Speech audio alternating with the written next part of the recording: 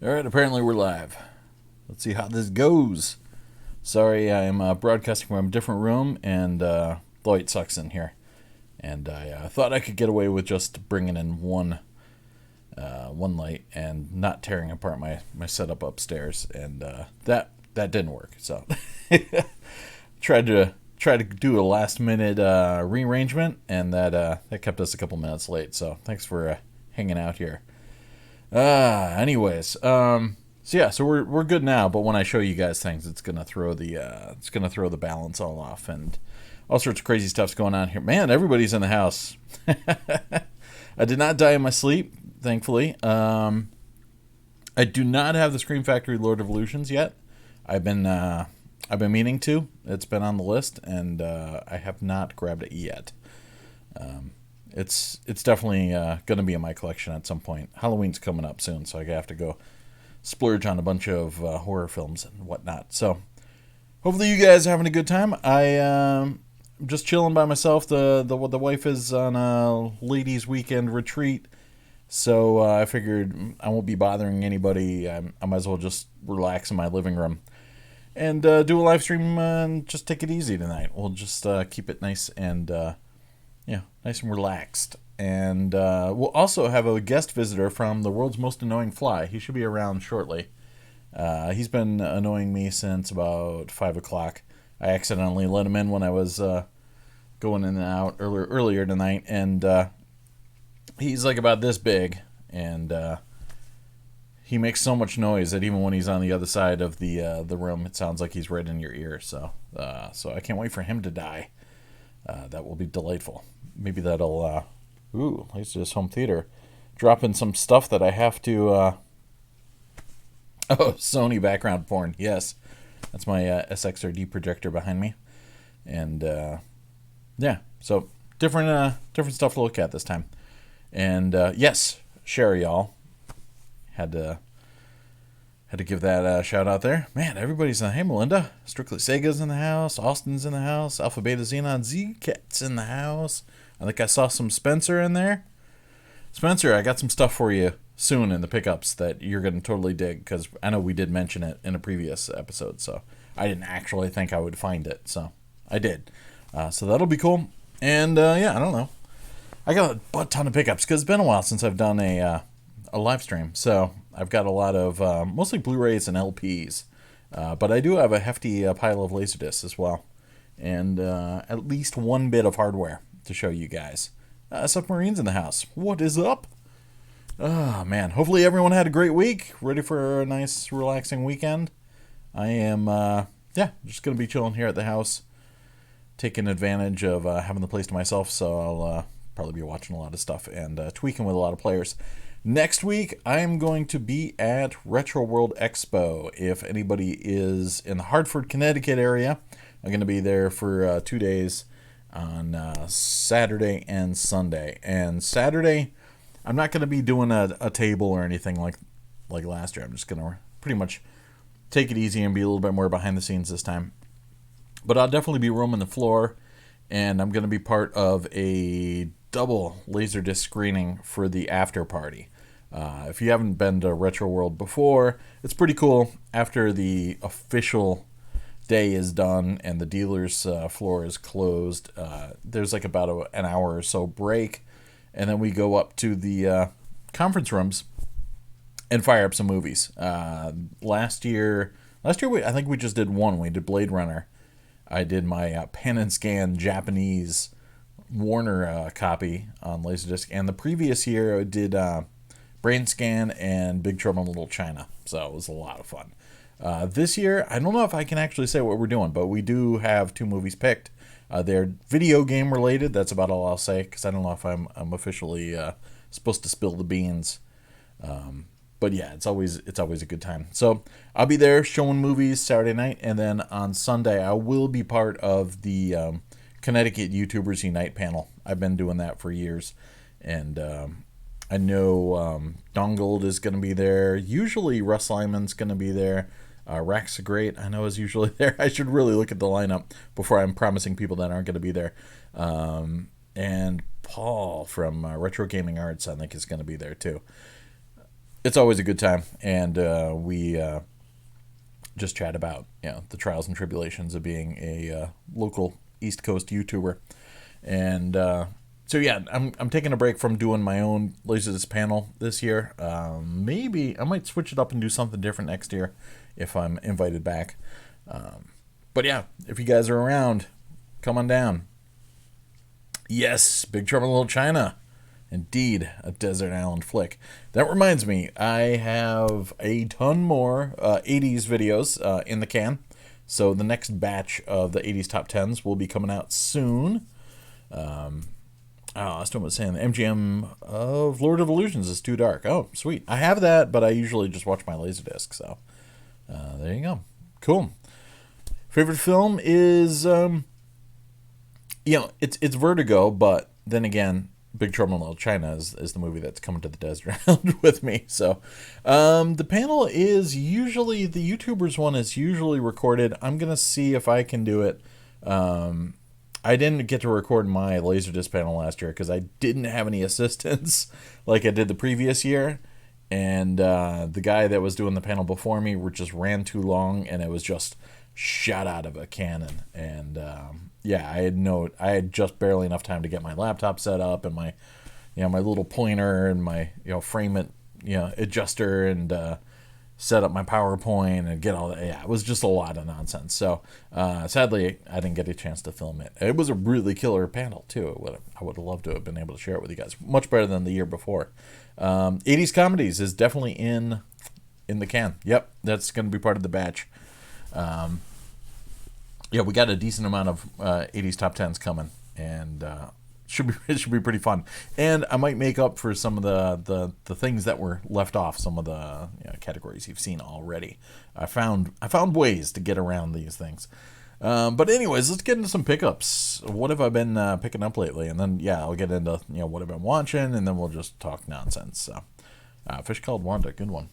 I only grabbed a couple CDs. It was pretty late on CDs, but one of the things I got was the new Dark Throne, finally. Hopefully this doesn't get super glared. Let's see. I'm not caught up, so let's see. Let's do it this way. Close enough. Anyways, it's called Old Star, and I've been meaning to get it for quite some time. It's been out for a couple months now, and I hadn't got it. Comes in a slipcase. Unfortunately, the delay is so long, I cannot see what you guys are seeing unless I keep bouncing back and forth between my studio. But anyways, that's some Dark Throne. It is it's kind of black metal, but that's its origins, but they're a bit of everything. And the other thing I grabbed was finally a copy of Up, which I've been fixing to get for about 17 years now. I was listening to a lot of Peter Gabriel, and I realized I don't freaking have Up yet. I'm such a dork. So I finally got that. So sorry guys, I'm going to be late on your comments because I'm going to have to keep bouncing back and forth to see what I'm doing. I also grabbed a butt ton of Blu-rays. Most of the stuff I got was from the Big Lots action. They had a big super sale for Labor Day, I think it was, and everything was like half off or buy one get one free, something like that. So it was pretty sweet. So I grabbed a ton of stuff there, including this. And let me switch back over here. Pardon me. This Zoolander steelbook, which also came in this blister pack with some Zoolander hair. Like you could put that bandana around your head. But it's a pretty nice little steelbook, and it'll upgrade from my old DVD copy. So, some Derek Zoolander. And I don't know why I didn't have this either, but I got the 3D copy of World War Z. See if I can get that going there. Yeah. I had meant to get this a Black Friday like years ago, and I never did, but they had like one copy left, and it was like a little Yeah, let's move this in. It's a little ratty, but still in discs were fine, and figured I'd get that. And I've been on this whole like kick of Marvel movies that nobody likes or nobody cares about, really. And I've been revisiting the Spider-Man film. So I didn't own until recently. I just got The Amazing Spider-Man 2 on Blu-ray. So I got a $3 copy of The Amazing Spider-Man, or maybe it was less than $3. It was ridiculously cheap. It's funny how these have such a super big size spine. But so I watched this again. Not too shabby. And 3 discs.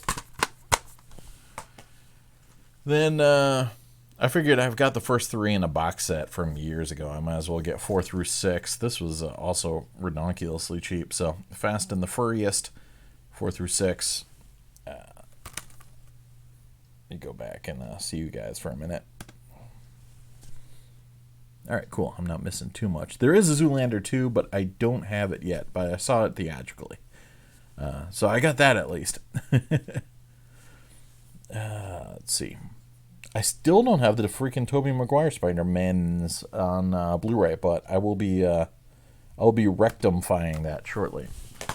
Then, speaking of horror movies, I grabbed a couple cheap horror movies that nobody cares about as the director's unrated cut, which also includes the theatrical version of Wish Upon with fake Chloe Grace Moretz. I forgot the name of the actress that's in here. I always thought it was Chloe Grace Moretz when I saw the trailer, but it's not her.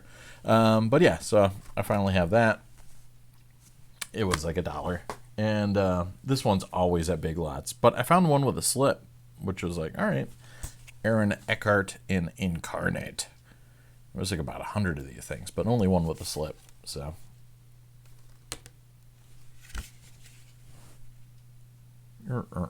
move it in.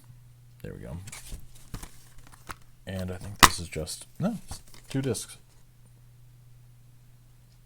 Bam. Ooh. Sun's right in your face. Sorry. And one of the previous visits, I grabbed the Timothy Olyphant Hitman. So I figured I'd get the Timothy Olyphant less Hitman 1847 for $1.25. The right price. No slipcover on this bad boy, though. And, comes with a comic. So, not too bad. I think that was all it from the Big Lots. Then I went over to Newberry Comics, and somebody traded in a bunch of good used stuff, including Terry Gilliam's The Imaginarium of Dr. Parnassus, which I had a screener of when it came out theatrically, but I never did pick up a proper Blu-ray. So that was nice. Good Tom Waits action in there. And looks and sounds pretty damn good. So I need to get more Terry Gilliam stuff, probably when the Criterion sale hits again in November. I'll pick up a bunch of Criterion stuff. Also, THX 1138. And yes, it is the Lucasified redone version with extra special effects and everything, but it was super cheap, and it's got some good special features on here, so it'll make a nice little counterpart to my LaserDisc. And just 1 disc in a stupid Eco Pack. Hate the Eco Packs. I will have to get rid of this at some point. This Big Lots always had the freaking DVD of this. I'm like, I want the DVD. Jake Gyllenhaal's Nightcrawler has been on my to-get list for quite some time. So, thankfully somebody traded that in. Thank you, person who has either good taste in films or bad taste in getting rid of films. And I was psyched about this because it was the one David Cronenberg film that I didn't get to pick up from the last Criterion sale. Naked Lunch. So now I've got that. It was a used copy, but the price was right, and it came with the book. Let me see if I can. Yeah, I can probably see it a little bit better there. It was great shape. Also a rather thick spine. So I was psyched to get that. And I finally got the upgrade. Obviously, if you saw my review, I did the Blu-ray, but I went and got the 4K of Avengers Endgame. So, yeah, because I've been pretty much picking up 4Ks of all the MCU stuff nowadays. So grab that. And this, technically, I got for my wife, because she's a huge fan of this. Cheese Fest. Jason Statham, The Meg. This is the 4K Blu-ray combo pack steelbook that was like $9 or something ridiculous at Best Buy. So even though I had already bought her the Blu-ray, I was like, yeah, what the hell, man? No brainer. So yeah. So we ended up watching that again because she's addicted to The Meg. And of course I had to get the Apocalypse Now Final Cut 6-disc 4K Blu-ray Mega Monster set. Yeah, this thing is great.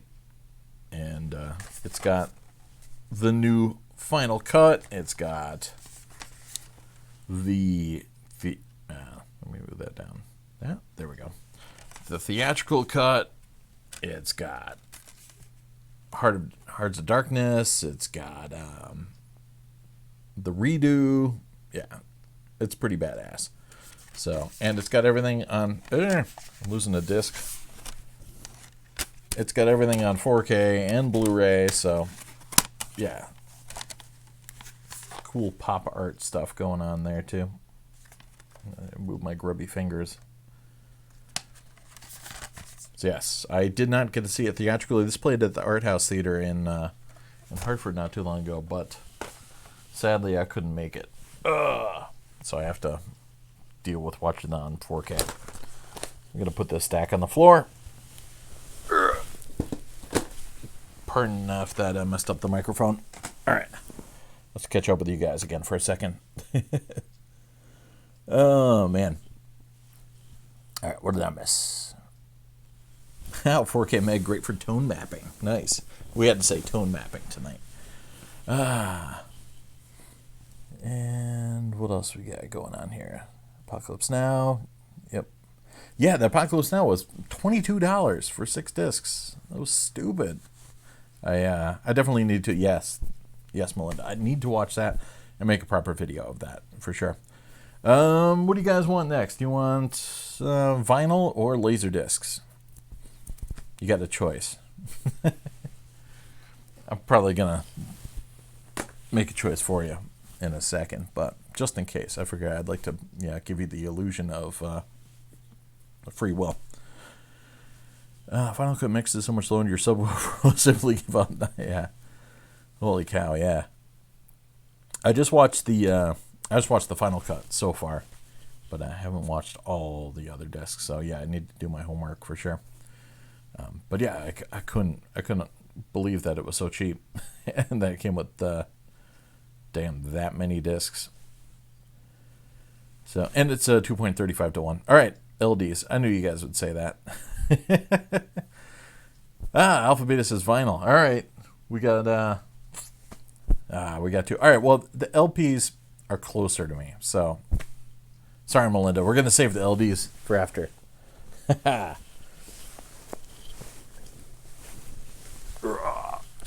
Hopefully this doesn't tweak with the lighting too much.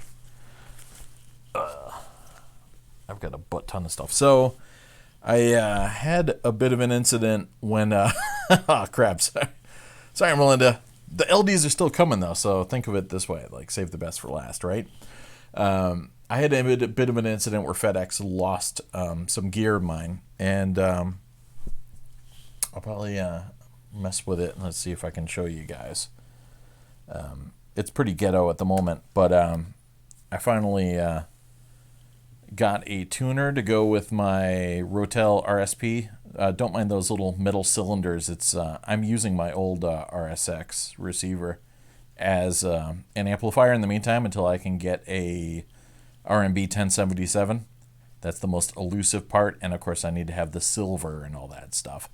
But anyway, so the tuner, I was looking to get one that wasn't black that matched the silver, and FedEx promptly lost it on me. So had a bit of a bad week with that. But I hit the streets, and apparently whoever had it felt guilty and came by and dropped it off. So I did end up getting it and installed it, and I love that it's got the 12-volt trigger, so it just turns on automatically whenever I hit, tuner. And yeah, so I just need the one last piece. I need that RMB 1077, and then I can take that old receiver out and move that upstairs. And I don't have to use that as an amplifier at the moment. So I'm mostly separate now. Anyway, so to blow off steam while I was after just pounding the pavement looking for that damn missing tuner, I also decided to start hitting like pawn shops and things like that. And one of them happened to have some vinyl and some LaserDisc too, but nothing I needed. So I picked up a bunch of mostly 80s vinyl. But here, let me go back. Get back to my studio. There's really not much to see here anyways, but boom. This is, let's get the freaking light off. Boop. This is Yellow. Oh yeah, the 12-inch. Couple different mixes. I've got this on the album 1 second already. Oh yeah, we're going blue now. Sorry. But yeah, I love Yellow. So put that over there.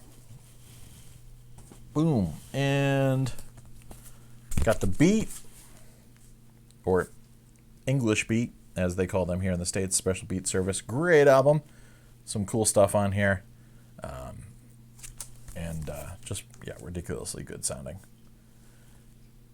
Yeah, a little beat up, but not too bad.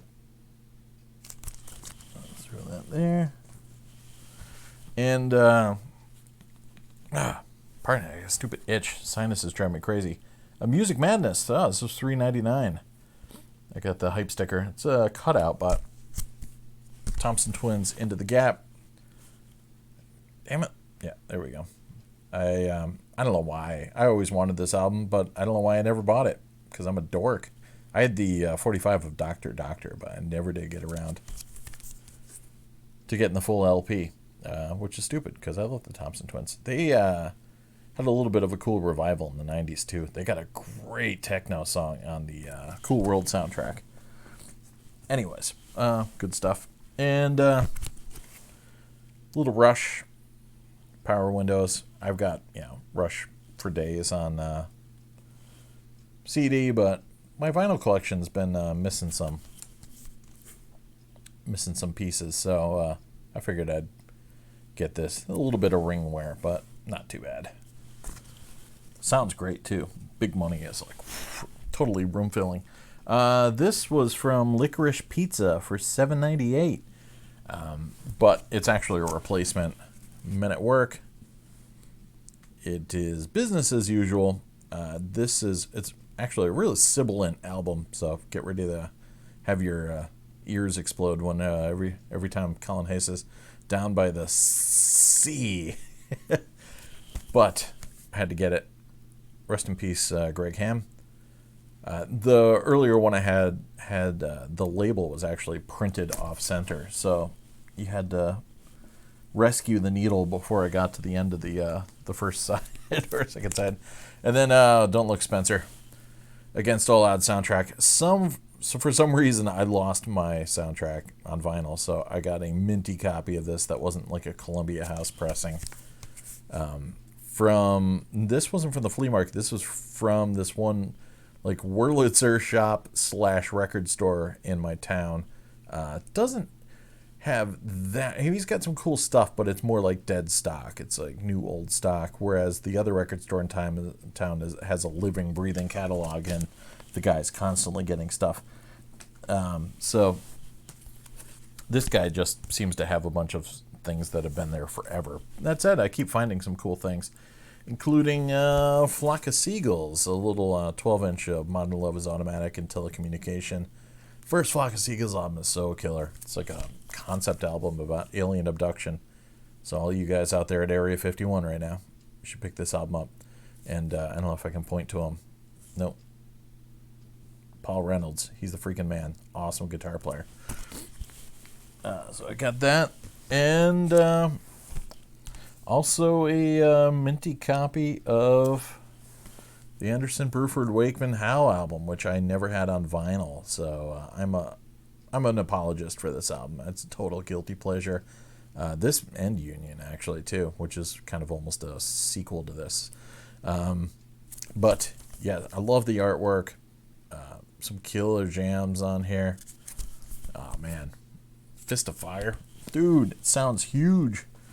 Then I went to a flea market and found a bunch of cool stuff, including, strangely, this album. This was like a weird bit of, like I don't know, the universe kind of coming into sync with myself.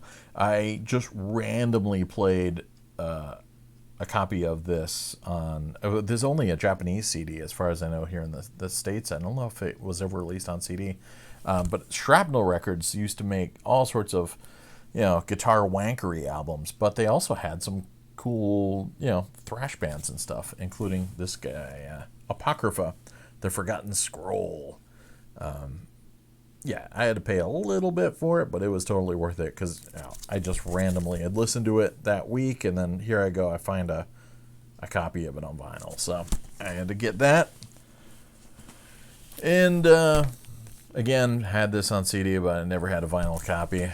Thomas Dolby, Golden Age of Wireless, fantastic album. This is the American reissue with She Blinded Me with Science on it. Love the LaserDisc, too, with all his videos. Highly recommend that. And, again, more 80s wish fulfillment stuff. I just keep finding all these minty records that I just never got around to getting back in the day because, I guess I was a kid and didn't have total funds at my beck and call. But Robert Plant, Pictures at 11. Dude. Robert Plant album that, it's kind of an obscure little bit of 80s-ness. It doesn't have Big Log or Little by Little or Ship of Fools or any of his 80s hits. But that said, it's got some really good stuff on it. And this, I couldn't believe I found. I'd been curious to check this out for quite some time. Edgar Winter's Mission Earth, which is a soundtrack album to L. Ron Hubbard's Decalogy, the 10-book series Mission Earth. Yes, supposedly there's no direct connection to Scientology, but there's still a record that is written by L. Ron Hubbard and performed by Edgar Winter. Only like about 6 or 7 songs on there, but it's gorgeous. It was still in the shrink, and I had to get it. It's pretty cheesy, but it's pretty awesome. Then, all right, hopefully Spencer's there. I got to check back in with you guys in a minute. The one guy that I was picking up a couple albums from was like, I got tons more in the back. What do you like? And I'm like, well, what do you got for soundtrack albums? And he had some Bond stuff. So I got Octopussy and a little bit of shelfware, but sounds fantastic. And I think these were like $3 a pop. So, not too bad. And then the one that totally blew my mind. It had a freaking copy of License to Kill on vinyl. Again, some ringware, but this sounds fantastic. It sounds so much better than the CD. There's so much beef to it. So I couldn't believe it when I found this. I was like, yes, please. So, the tunes on here are so cheesy, but you got to get it. And then I went to that other store in town that I mentioned that has a better catalog, and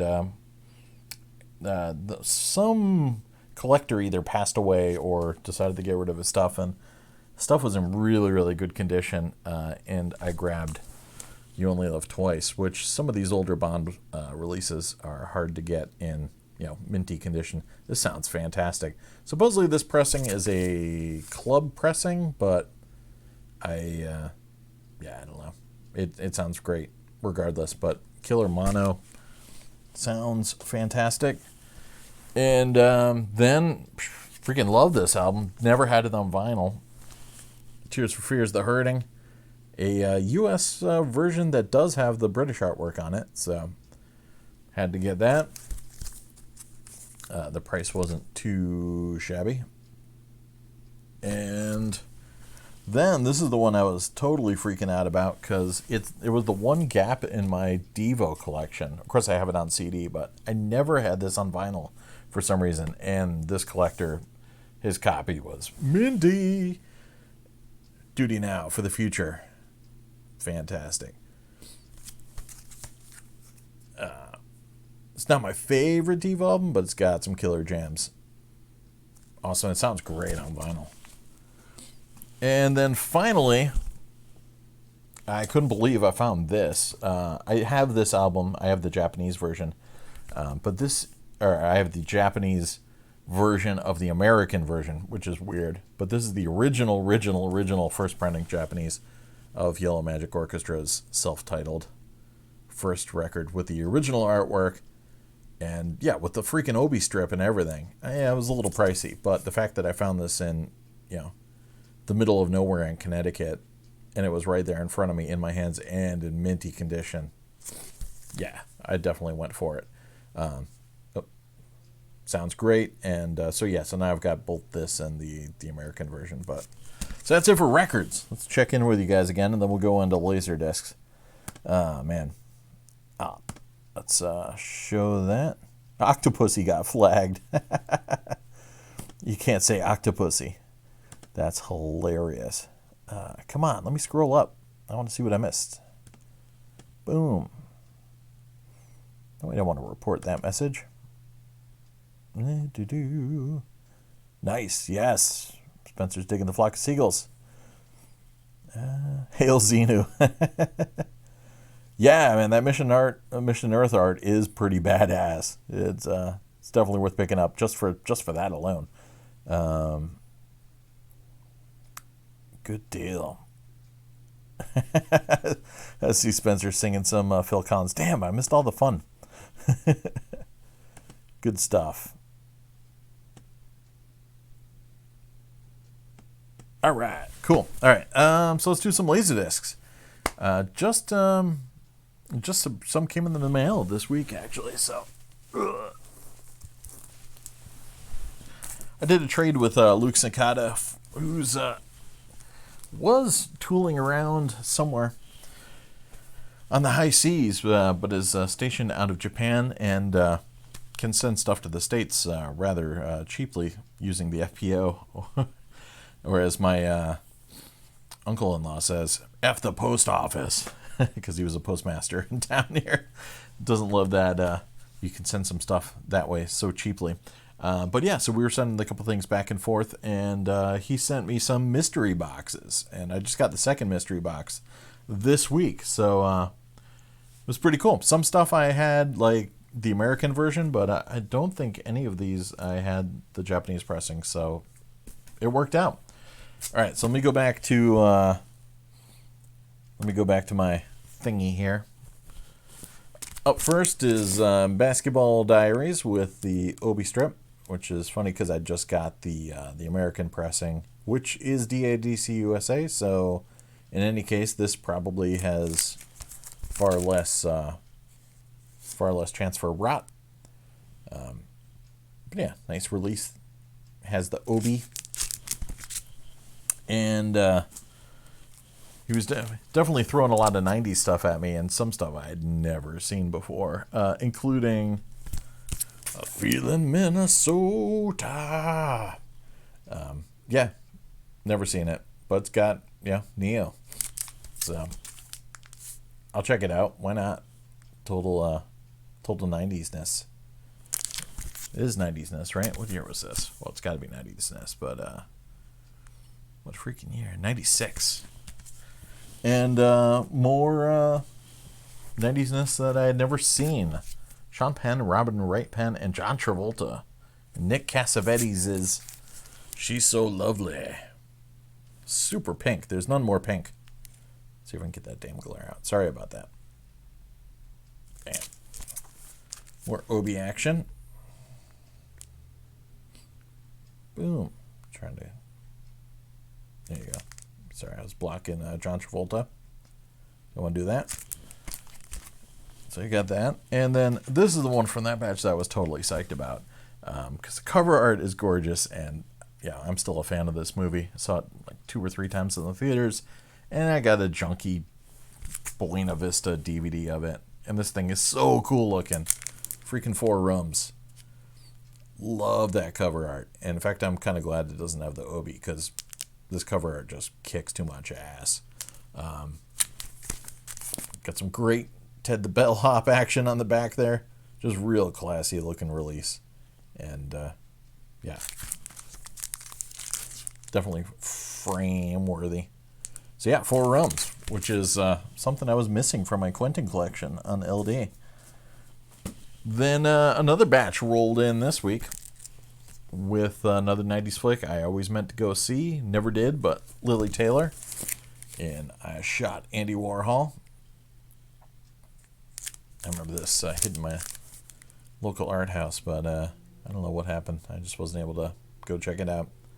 I remember this didn't really get too much love from the critics, but it's 90s, and I'm going to watch it. This, I was actually psyched to get, because I love the cover art on this. It's very different than the American release, and the American one's pressed by D&DC USA anyway, so Fargo. It's just too cool. Love that art. So, yeah. Let's see if I can... there. Stupid glare. There we go. Much better. We got to me some Fargo. And one of my favorite flicks, Joel Schumacher, man. I love that guy and I hate that guy at the same time. But when he knocks it out of the park, he knocks it out of the park. And I think I saw this 4 times in the theaters. There's a mix of gorgeous counterpart to my American copy of Falling Down. Yeah, buddy. Just badass. Defense. Yeah. Love the font, just big and red. Reminds me of the Reservoir Dogs LaserDisc from Japan. So yes. Wicked. So we got them. That and the curiosity factor was always high on this one. I never did like order it. It's always in a lot from like, the Good Squid and all, anytime I see some Japanese disc. I saw this theatrically and it's a bit of a hot mess, but the Japanese disc is great. I don't even think it's letterbox, but who cares? Because it is raw deal. But in Japan, it's called Gorilla. And not like guerrilla fighter like in Mexico. No, it's just Gorilla. Love it. So, yeah. Too cool. Now I got a copy of Gorilla. Luke really brought the thunder this week. And then totally kicked my ass when I saw this in there, because I just haven't gotten around to picking these up on LD here in the States. Or, actually, no, I have this. I have the U.S. copy of this, but I always wanted to get this Japanese pressing of the Twin Peaks pilot. Just too cool. Just badass. Stark imagery of Laura's dead body. Yes. So, yeah, I was wicked psyched to see this in there. And likewise... I gotta hold the Obi on. Freaking Twin Peaks Fire Walk with Me. Let's see if I can get this. There we go. Let's take the Obi off. But I didn't put this in a sleeve yet, so I could show you the gatefold. Bam. Let's see. Rock. Let's see if I can get this too. There we go. Hopefully this doesn't get too glary. There we go. I don't know. But it's got all this like writing on the edges. I don't know if you can see it, but it's got all the like a large house made of wood surrounded by trees. The house is filled with many rooms, each alike, but occupied by different souls. Night after night, through the darkness of the future past, the magician longs to see one chance out Between two worlds, fire, walk with me. Badass, man. So, Luke is the man. Hooked up the most killer mystery box I've ever received. ×2.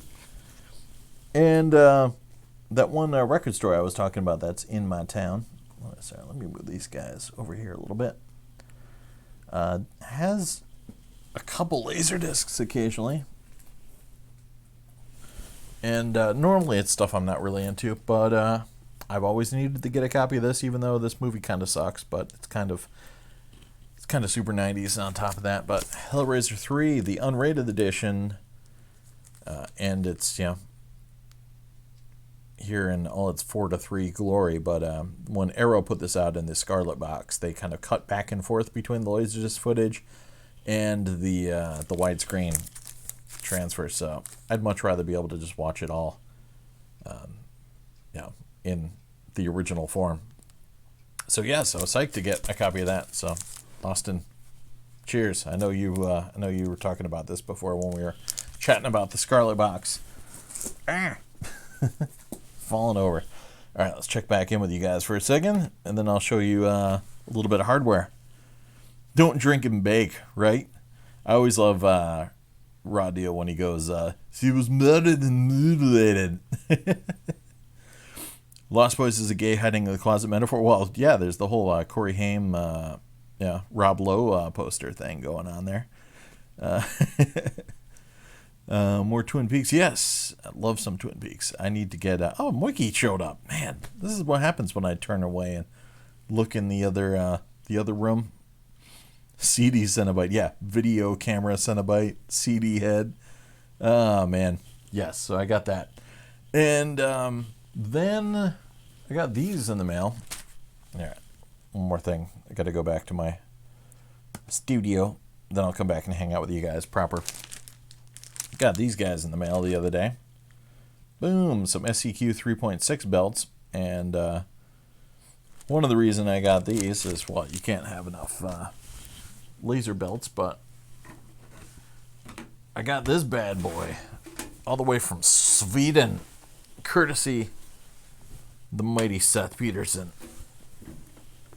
Let's see if I can show you. This is a Pioneer CLD 950, which is a PAL NTSC player. And I have always wanted a PAL NTSC player. I'll see if I can do a better flyby.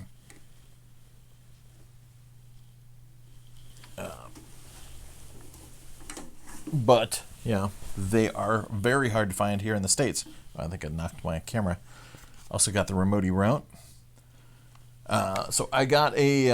I should have showed you. It's behind me. I got a step-up converter. So I can power the bad boy. Finally took a while to get it. And, I don't know how I scored the 4K meg for $10.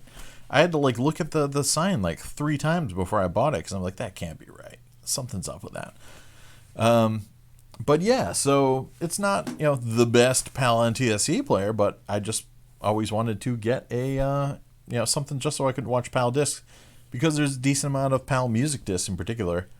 And I've got, a Tears for Fears one, so I was finally able to watch my Tears for Fears Big Chair, or Stories from the Big Chair, whatever, that tour video anthology. I was able to finally watch it. It was cool, and I actually fired up some of the cool French PAL lasers I had. I watched Taxi, and then Le Cinquième Element in French, and The Big Blue, and what else? I got a bunch more too. Of course, they're all dubbed in French, but it was cool. Yeah, so I hooked that directly up into my DVD-O Edge green, and it picked up the PAL no problem, fed it through to my projector, and it was pretty cool. So now I can get those James Bond PAL discs and actually be able to watch them, because that's part of my whole kind of collecting modus operandi. Is if I get something, I won't buy it if I can't play it, except outside of one Betamax tape I got for free, and I don't have a beta player. But, now that I've got that, I might get a couple more, rotted PDO UK music discs. I was actually surprised because it was the Tears for Fears was one of those gold PDO UK discs, and it was fine. It had maybe a little bit of flickering or a little bit of speckling, but yeah, no, it played through great. So I watched that. Get the Tapao disc. All right, I will.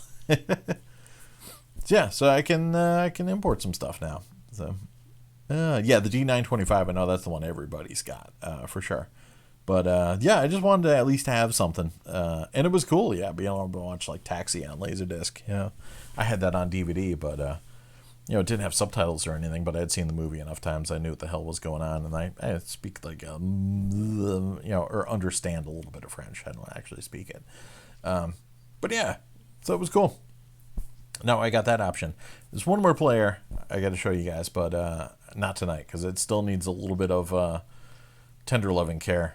And I know LaserDisc Home Theater already knows what it is, but so the cat's already out of the bag a little bit. But all right, so I think that's it for pickups for the most part. What did I watch? I watched the Elite Day of the Dead last night. Fired that up. I don't know why. I just wanted to watch a ABC Man Trap. Awesome. Oh, Prob Pal Only. See, all right, there's already some good Pal Only stuff I need to get. I don't know, my wife was like, I want to watch something scary. So I'm like, zombies good? She's like, yes. So Day of the Dead it was. I hadn't seen that in a little while, so that was cool. And the Elite version is nice and tasty. I have it on Blu-ray, of course, too. Then, of course, shout outs to Peter. I watched Macross Do You Remember Love? Mostly because of the 80s anime thing. I watched Wings of Honiamis, too, which is gorgeous. Another really nice LaserDisc. And I fired that up, and then, I fired up Macross Do You Remember Love? And what else? I've been catching Righteous Gemstones on HBO. It's been pretty good so far. A little bit less of a comedy from the usual, Danny McBride, David Gordon Green. It's still funny as hell, but and Walton Goggins is in it too, which is great because him and Danny McBride were fantastic in Vice Principals. But it's got a little bit more of a dramatic tinge to it, even though the situations are all ridiculous. Yes, Min-Mei in the house. I don't have the Highlander 10th anniversary trifold. Again, it's always on the list. Yeah, someday I gotta get that sucker. I did buy that horrible original DVD of it though, and then quickly got rid of it when I realized how ass-tastic that THX transfer was. Holy crap! But then I got the later Anchor Bay reissued one. So yeah, what else have I been watching? I watched. I was gonna go see Midsummer, the director's cut, last night, but that didn't quite happen. I watched the Rob Zombie live stream, but I watched live when Rob Zombie was on Joe Rogan this week, and he mentioned LaserDisc like at least 3 times.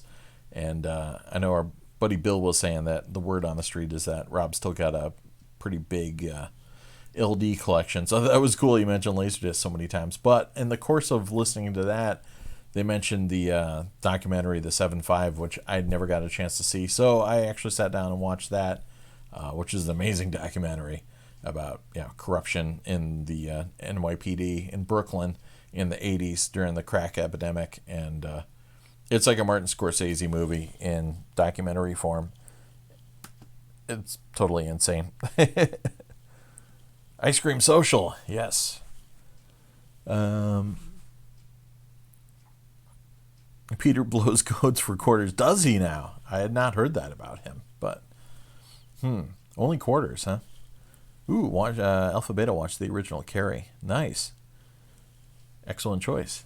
I've got the Scream Factory Blu-ray, and then I've got, of course, the Criterion, the CLV version. But good stuff. What else have I been watching? I also checked out Dan Cummins' new podcast, Scared to Death. He's probably my favorite comedian, and it's so weird. Like his podcast thing, like really took off because I just happened to trip across him locally years ago, and then just started, kind of showing up anytime he was in town. And over the years, he'd tried out a couple different podcasts, and just nothing was sticking. And then he created Time Suck, which turned into this huge thing. So it's so cool. So now he's splintering off of that, but he's got a new show where he just reads scary stories to his wife, true stories. You decide, and then scares the hell out of her. But yeah, I fired that up on my projector on YouTube the other night. Watched it with my wife, and it was some creepy stuff, some good times. So watch that, and yeah, what else? I don't know. There was some other crap I threw on.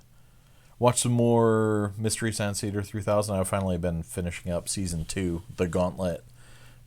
So I had to power through. What was that freaking piranha movie? I already forgot the name of it. It was really bad. And yeah, I can't remember the name of the films. But yeah, so I finished up The Gauntlet. And Round Watch Black Rain and Insurrection and Nemesis. Freaking Black Rain is so good. Rescue Dawn, yeah, nice. I've got that on Blu-ray as well. Yeah, LaserDisc Home Theater. I saw you had a gold EAD video this week, so I actually have to sit down and check that out. When I get naked and live stream myself sleeping, that's that's been the big thing in LaserDisc Home Theater's life this week. Our old buddy Andy from used to be part of the LDF, but now he left, and I don't even know if he's part of the LDDB forums anymore. But he live streams a lot of 8-hour. It's become a Truman Show thing. He's got basically a movie theater in his house in this tiny flat in England, and I have no idea how he gets away with cranking up his stuff without his neighbors getting pissed. But he's literally got all not consumer grade. It's all professional grade stuff, from Dolby decoders to JBL speakers. It's all, he's got a couple, home theater receivers that were marketed to consumers in the mix, and, LaserDisc players, and, a UHD player, etc. But the rest of his stuff is all like SDDS decoders, DTS, and I don't know if he has any DTS gear, but he's got a lot of Dolby and Sony gear. And yeah, his place is ridiculous. But now he's been keen on streaming himself sleeping. So, so yeah, I know a couple of the guys are just like watching him sleeping, and then apparently he's got sleep apnea. So everyone's wondering if he's just gonna die right on the camera. So hopefully not, because then his cats might eat him, and that would be bad. Yes. Oh, Simon watched Fargo LD last week. Nice. Oh, watching from New Zealand. Cheers. 1 p.m. on the 21st. Nice and sunny. Sweet. Living in the future. Yep. So yeah, Highlander's definitely on the list. I will be picking that up. Yeah, did I watch any? I swear I watched some Blu-rays this week, but I can't remember what the heck I watched. I did go, probably since the last live stream, I did go on I mentioned a Marvel non-MCU super binge of all the movies that I had meant to watch but never got around to watching. Including The Amazing Spider-Man 2. So I rewatched The Amazing Spider-Man and watched Amazing Spider-Man 2. And yeah, it is goofy, but I liked a lot of it. I was surprised. The whole Jamie Foxx thing was very strange and goofy. I don't know. I thought they would have learned their lesson after Spider-Man 3.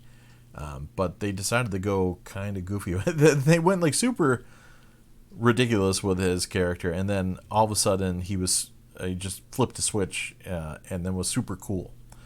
And I'm like, well, how's that work? And then everybody around him, everything was really hammy and just over the top and cheesy. Not quite Batman, Joel Schumacher level, but no, actually, I kind of enjoyed it. So I was surprised because my co-host hates that movie on my radio show, Culturedogs, that I do on Sunday nights. But yeah, so...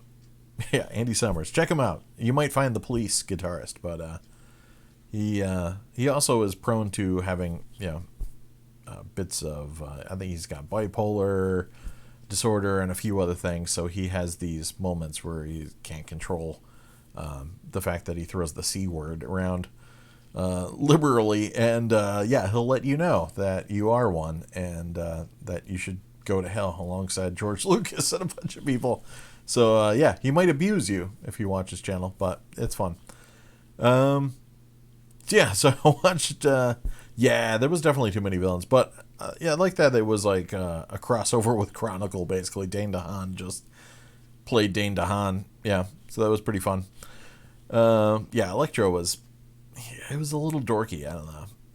And it was kind of goofy when he was like, I don't know, almost rapping but it sounded badass. Like the sound mix was killer on that film. But yeah, he's like, everybody hates me. I don't know. It was just really weird. This soundtrack. It was cool. I don't know. I was expecting it to be like the biggest turd on earth, and then I ended up enjoying myself. The biggest turd on earth. I finally watched Josh Trank's Fantastic Four, and yeah, that was a hot mess. It's funny because it started off really promising, and I'm like, oh man, maybe this is actually really good, and then it just got weird, man. It just fell apart, and really nothing happens in that movie. Oof. But you know, I got to power through it, man. So, Jonathan's seen everything except Age of Ultron, Doctor Strange, and Captain Marvel, even though, oh man, yeah, that's quite a few movies. Yeah, well, he does. Yeah, he does call everyone the C word like Brits, but yeah, I think he goes above and beyond sometimes. Pete 1972, what's going on, man? But yeah, Andy Summers, good guitar player. But yeah, he throws, as Spencer mentions, he throws films in the litter box. He rage quit the Laserdisc forum, Laserdisc Forever group years ago after an incident with Boondock Saints because there was a cat that got killed in the film, and then he decided that was somehow indicative of the mindset of all Americans and that we support cat murder, and yeah, it got weird. So then he rage quit the LDF that night and threw a bunch of Laserdiscs in his cat Sootie's cat box and covered it with turds and stuff like that. And yeah, he routinely goes on these tears and throws Dolby Atmos mixed 4Ks in the cat box, and anything George Lucas THX related in the cat box, and Star Wars movies. And I guess he must pick them out later and wipe them off, because I don't think he throws them out. But I haven't seen any cat box stuff lately. We'll see. Oh, I just saw some Robert Fripp mentioned, but oh man, the comments are going too fast. Yeah, Moiki, I heard you're going to UHD. What's going on over there? You should definitely go to. I hear you're watching 4K stuff anyway, so it's too late. You're already you got one foot in the 4K pond. You might as well get yourself a UHD player. Yeah, they're not too expensive nowadays. Yeah, get yourself a reasonably priced one. And yeah, if you don't like it in a couple of years, yeah, sell it on Facebook Marketplace for $5. Oh, there's a dude stepping on destroying LDs. I've not seen those. Ooh, man, that sucks. I have to check that out. Though I'll probably be distraught. I'll have to look for that. I've seen a couple of LD destruction videos. There was one guy that like threw them at trees, and I've seen the one where the guy puts them in a microwave, of course. But let's see. Yeah, Fox can't make a decent Fantastic Four film. Yeah, that I didn't mind Rise of the Silver Surfer, but man, yeah, they really took a step back with that Josh Trank one. You could definitely tell, though, there was a lot left on the cutting room floor, but there was just one point where I'm like, whoa, man, this is like if the first 20 minutes of the first original, non-Corman Fantastic Four film had been just stretched out. It was just nothing going on. Yeah, no spoilers for Avengers, don't worry. We'll be good. Florida Living, yeah, no problem. Glad to share the LD goodness. Moiki's leaving LD. I don't know if he can. He's got so much stuff. Though he has threatened to leave LD before, but I don't know. I think it's in his blood. I don't think he can. Though if he does, he should let me know so I can stop over and pick up some of his cool releases. Catch you later, SF Marine. Enjoy the weekend for sure. Yeah, I heard it has some good buzz about Rambo Last Blood too. I should really go check out some flicks. I want to see Downton Abbey, of course. I still haven't seen Ready or Not. Yeah, there's a big pile of crap I've been wanting. I still haven't seen it Part 2. Oh yeah, the underwater scene in Zombie is amazing. The first time I saw that, just totally, and nobody really had talked about it at the time when I saw it, so it just came out of left field. I'm like, what am I watching? Is this really happening? I'm like, this is really happening. This is the coolest thing I've ever seen. Andy's still a topic. LD ruins your life, Mikey. Say it ain't so. Yeah, 3 from Hell. I gotta watch Christian Hannah Horror put up a 3 from Hell review. I gotta check that. Yeah, they only did those 3 days. The Rob Zombie interview on Rogan was really good. Though it was funny, Rogan like really was kind of dropping the ball on his horror stuff because he kept talking about like what a big horror fan he was, but he was really fumbling with some kind of horror film 101 stuff. So Rob was very patient with him though, but he was kind of responding like you would like a 12-year-old or something. Yeah. LD ruins my bank account. Yeah, I hear that. The John Wick flicks, I've been meaning to. I've got them all. Except for I don't have the third one yet, but I've got them all. They're just sitting on a shelf waiting to enter my eyeballs. It's going to be one of those things like Stranger Things. Took me years to watch that thing, and then I finally did. I'm like, yeah, this is great. You've only seen the first Rambo movie, like First Blood? Yeah. I mean, there's nothing wrong with only seeing that, because it's freaking, as Pete said, it's a freaking masterpiece. First Blood's awesome.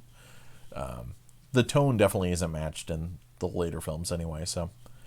Battle Angel Alita, I didn't mind it. In fact, I've been meaning to rewatch it, but it was a little bit overstuffed. There was like 3 or 4 different movies kind of crammed into that narrative, and every kind of aspect of it kind of was given short shrift.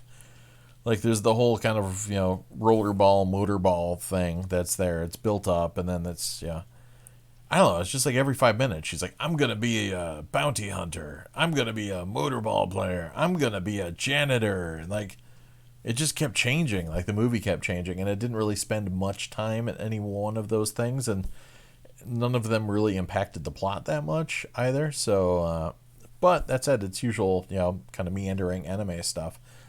So I can appreciate it then on that front. I was on the fence about the whole kind of giant eyes in,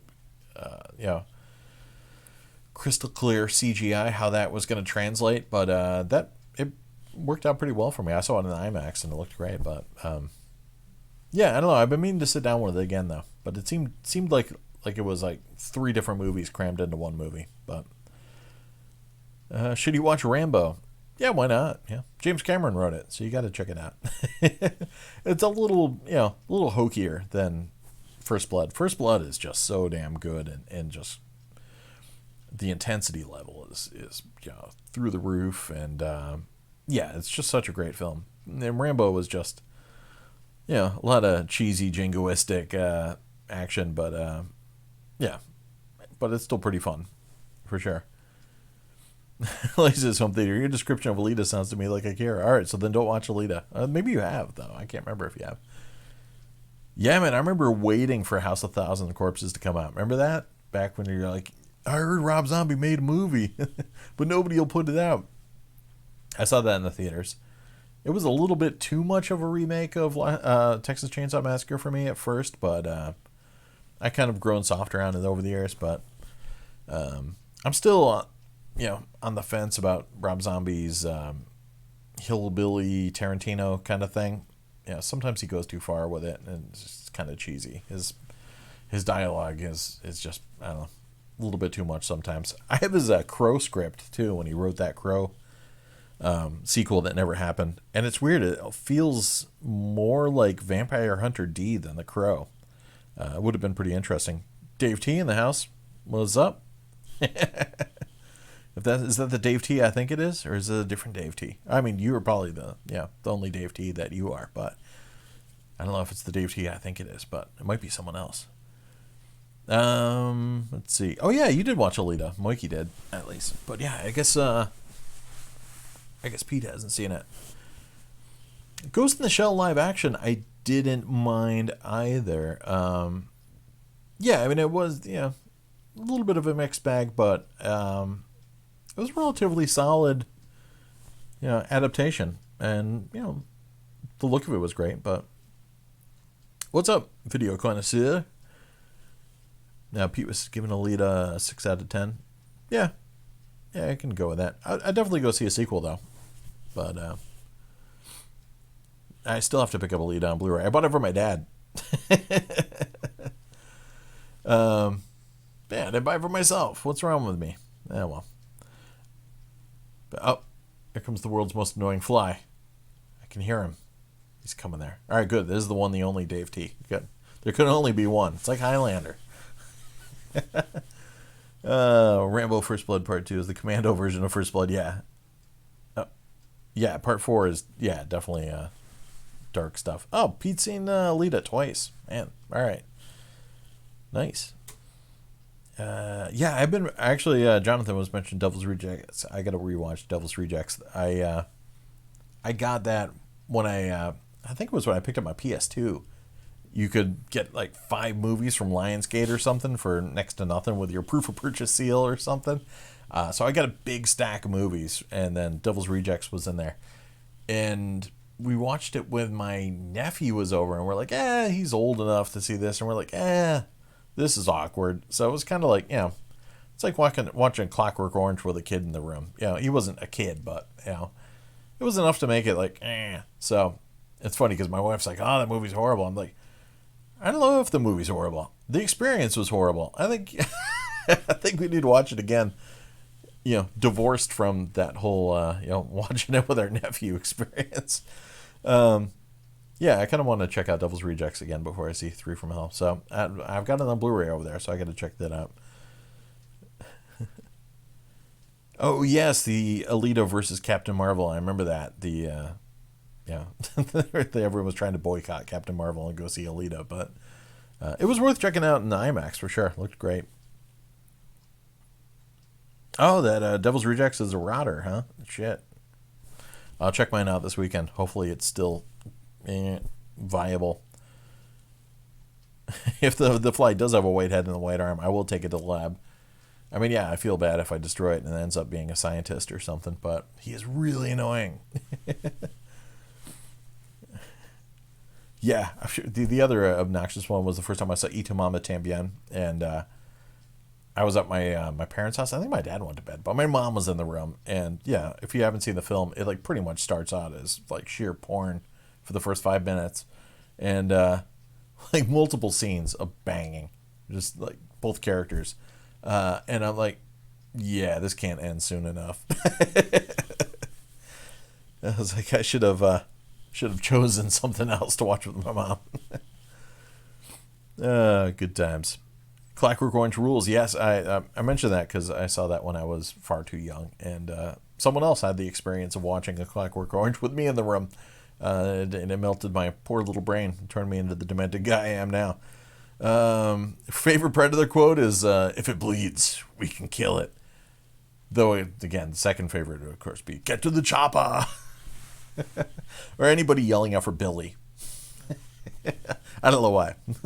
Billy he's cool. Good times. Someone at LDF just asked about favorite low, mid, and high priced players. Wow. Damn. Dylan, you son of a bitch. Oh, man. There's so much, like, arm porn in the first, like, 5-10 minutes of that.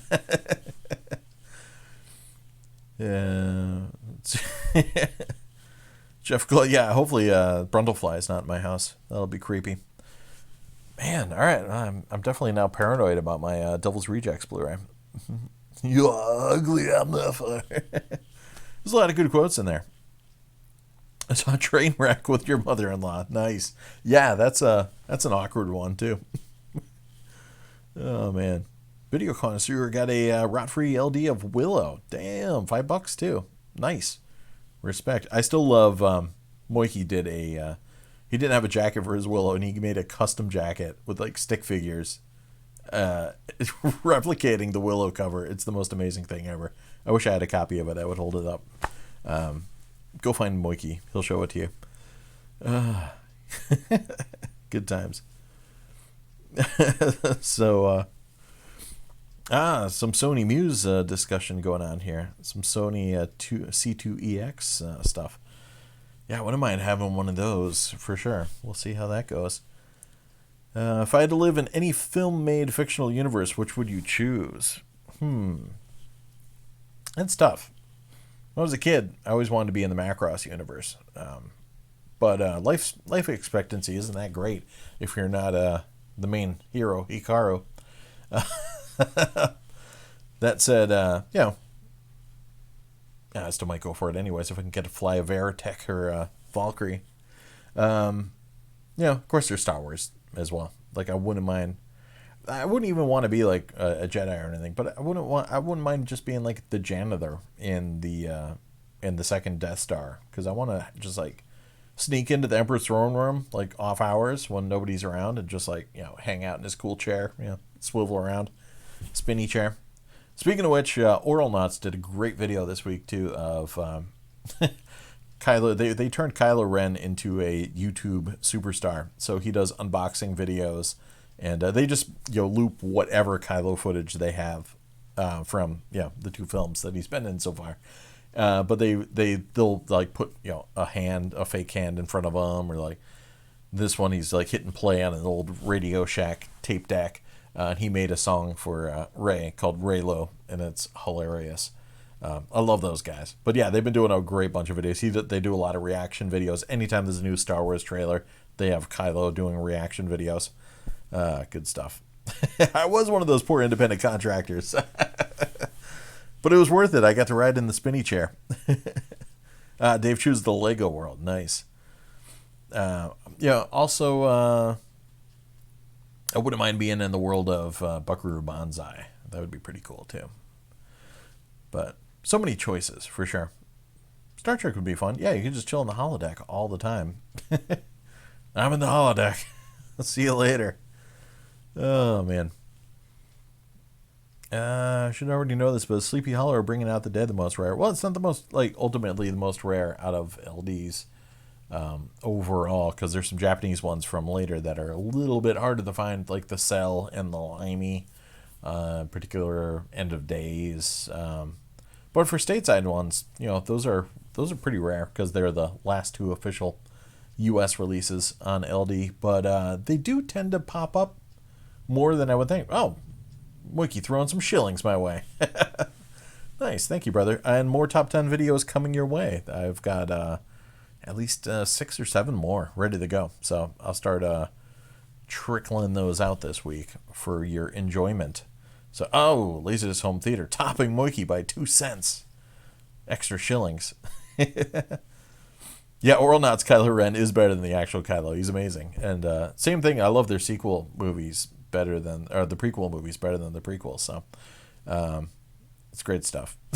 In the Oral Knots universe, the Jedi are a bunch of like smackheads and just party animals, and the Empire is a kind of like a Walmart mixed with other family-friendly empires. The Death Star is a laser tag family fun center. It's just totally ridiculous. It's great stuff. But they've turned Kylo into this cool character for sure. I really wanted to go when they did their last Star Wars video. They had a big thing in Brooklyn, but it was in the middle of the week, so I would have had to like train into the city and go for their big premiere and all that stuff. But I love Oral Knots. I wish them all the success in the world. Hopefully their channel will get even bigger. So yeah, right. All those dead force choked dudes I gotta clean up and throw into that. I just kind of push them down the floor and throw them into that endless chasm there. Vader did have his medical chamber. Yes. Yeah, the novelization. What was that? Donald F. Glut? I remember that book. It's been a while since I've read that one. I should read those again. I read the Return of the Jedi one before seeing the movie, foolishly. Because Caldor was selling it early, and I got the oversized one that came with the like bits of the sketches for the storyboards, so it was like the illustrated version, and I was like, I'll just read a little bit of it and then go see the film, and I'll save all the surprises for seeing the film, and then I just tore through it all in like one sitting, and then had everything ruined for me. Has anyone besides Moiki and yourself ever super chatted? There was the first time I think I did one. I think there was a couple other characters. So yeah, so it's not just you guys. Donald F. Glut. Yeah, I swear I just saw something about him recently. Somebody was talking about. Yeah, somebody was talking about his writing and some of the other stuff he did. I don't know where I saw that though. Ooh, Pete watched Thief again a couple of days. I love that. It's just the opening of Thief. It's amazing. It's this slow descent, looking up at the night sky. This it's super rainy, and it's this fire escape, and it just keeps coming down. And you always think you're at ground level, but you're not. It just keeps going, and you're like, well, this surely must be the bottom of this fire escape, and it just keeps going. It's so great. It's this great metaphor for the descent you're about to take into Frank's world. And James Caan is just such a badass, man. He's so great in that. I like how he understands that nobody should mess with him, and most other people understand, that they shouldn't mess with him. But yeah, a couple people seem to think they're too important, and they don't realize that you shouldn't mess with Frank. So great. Rod's heading out. Cheers. Have some fun. Hit those thrift shops. Get me some good stuff. Or get some good stuff for yourself. I'll live vicariously through you. What film-made universe would I want to live in the least? Good one, yeah, because maybe I don't get to choose. I might want to go into the Star Wars world, but I'll get thrown into something else. Yeah, it might be Lord of the Rings, because just nonstop running, man. I just get so tired. All that running. Running, climbing mountains, running. Like, yeah, I mean, if it was Rivendell, I'd just chill in Rivendell for quite some time. But yeah, I just don't want to do all that running. Like, I wish they had some speeder bikes or something like that.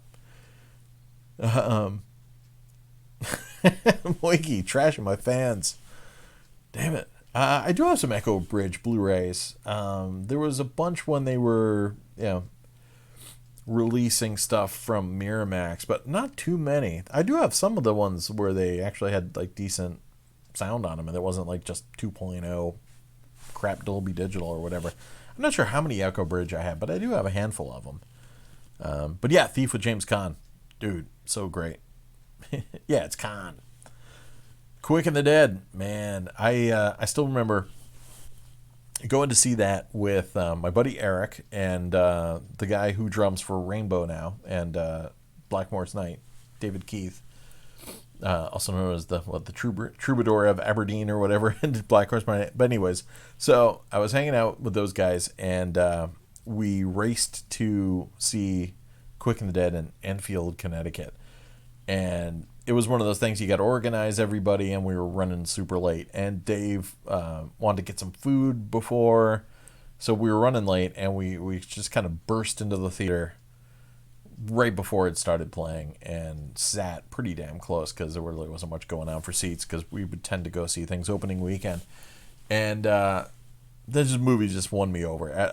I loved the tone of it. The writing was so much fun. So many great quotes in that thing. It's funny because my buddy David Keith, well, there is an actor named David Keith too, but that film had Keith David with one of my favorite bits where they ask Clay Cantrell, how do you spell his name? And he says, correctly. Freaking love that movie. It was a lot of fun. And we left, and my buddy Dave was like, that movie was the most intolerable, horrible, 2-hour-long Taco Bell commercial I've ever seen. I was like, what are you talking about? That movie is awesome. So we had a big chat about it after the fact. So he didn't appreciate it. Arrow Video releasing, 2 special disc Robocop. I'm all over that for sure. Checking some Splinter of the Mind's Eye. Nice. Yeah, that I know it's funny. My dad was saying when that came out, he would have been happy if they had made that into a sequel. But Empire is definitely a bigger sequel with all the characters, because Splinter of the Mind's Eye is just Luke and Leia, and so it's more of like a a good side story kind of thing. It's a really cool book, though. Alan Dean Foster wrote it. Good stuff. All right, let me go back down here. Boom. What's this going on about? Damn it. I went too far. There was a question, and I missed it.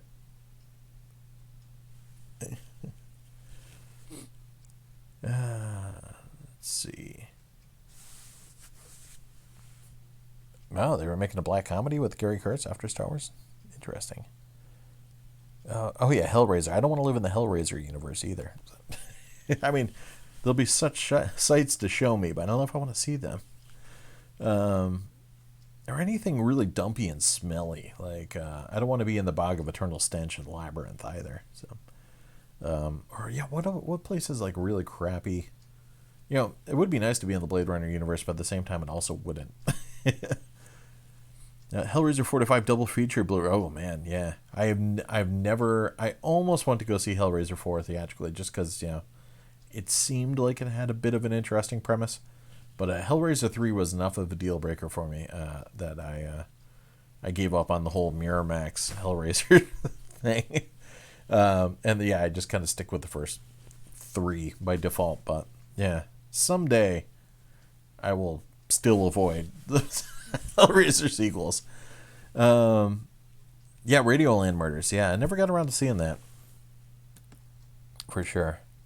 I did name my thrash metal band's first demo tape Blue Harvest after the working title for Return of the Jedi, because I always thought, oh, that would be cool if they actually made the cover movie, which was to throw fans off the scent when they were making Return of the Jedi, was a horror film called Blue Harvest, which sounded great. I wanted to see a cool horror movie called Blue Harvest, and they didn't make it, so I named a demo tape Blue Harvest instead.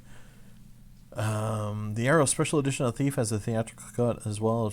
I've got the Criterion, of course. So, Boutique Company against Boutique Company. Fight! Drag Me to Hell. Yes, I saw that opening weekend and totally charmed me, won me over. It's got some of the goofier Sam Raimi elements, which worked well in it. Had a lot of great terrifying moments in the daytime, which I always enjoy when a film can pull that off, because it's usually rather difficult to do it well. But yeah, some of those bits where her being terrified by the Lamia during daylight it's almost more terrifying because there's no escape, there's no retreat, there's no reprieve from this demon that's coming after her. Really good stuff. I need to get the I don't think I picked up the Scream Factory reissue of that, but I do have the DVD that came out when it first dropped. But yeah, that's a fun flick for sure. I love the whole concept of the Lamia and the curse and the stuff with the her versus the gypsy woman in the parking garage is ridiculous. Total like Evil Dead level stuff. There was supposed to be another New England LD meetup. I should talk with Wiley and or some of the other crew, because they were talking about September for a bit there, but maybe not. Maybe it's going to be pushed back. So I will have to talk to them. And obviously, if it's next weekend, I can't go because I'm going to be at Retro World in Hartford, doing some LaserDisc shenanigans. But yeah, I would definitely be down. I had a good time at the last swap meet and got a lot of great discs too. If I was Pinhead, would I want to live in the Hellraiser universe? Yeah, I mean that might be fun to have a little bit of power. Pinhead's pretty cool. Yeah, but I mean he gets a lot of downtime too, so that might not be too bad. Yeah. He's pretty much on vacation until somebody calls him. Yeah, I don't think he has a full schedule of torturing people, because he doesn't have that many people. Like Frank was there for a while and escaped. There's a couple people on the that totem pole that he's got, but I think he just chills out most of the time. Probably just like plays games and hangs out with the Chatterer and them and plays Monopoly. Let's see if I can catch up to you guys. Boom. When is Found footage movies. I don't mind a lot of them. Of course, starting with Blair Witch. I love Blair Witch, especially coming at it from a trying to convince yourself that it's all real viewpoint. Even outside of a horror movie, it's just a good cheap, low budget movie about people coming undone. So yeah, it's cool. Didn't mind Cloverfield, though I still would have preferred, with a big city and the amount of people with camera phones and just small cameras going on, I would have preferred an anthology of different people's experiences, just because the main character was a bit of a douche, and T.J. Miller and Lizzie Kaplan, I guess, were interesting, but I don't think those characters were interesting enough to watch for a whole film. So yeah, and you obviously could have shown everything that happens throughout the film from different people's perspectives, from different footage. So yeah, so that was the only thing I thought about that.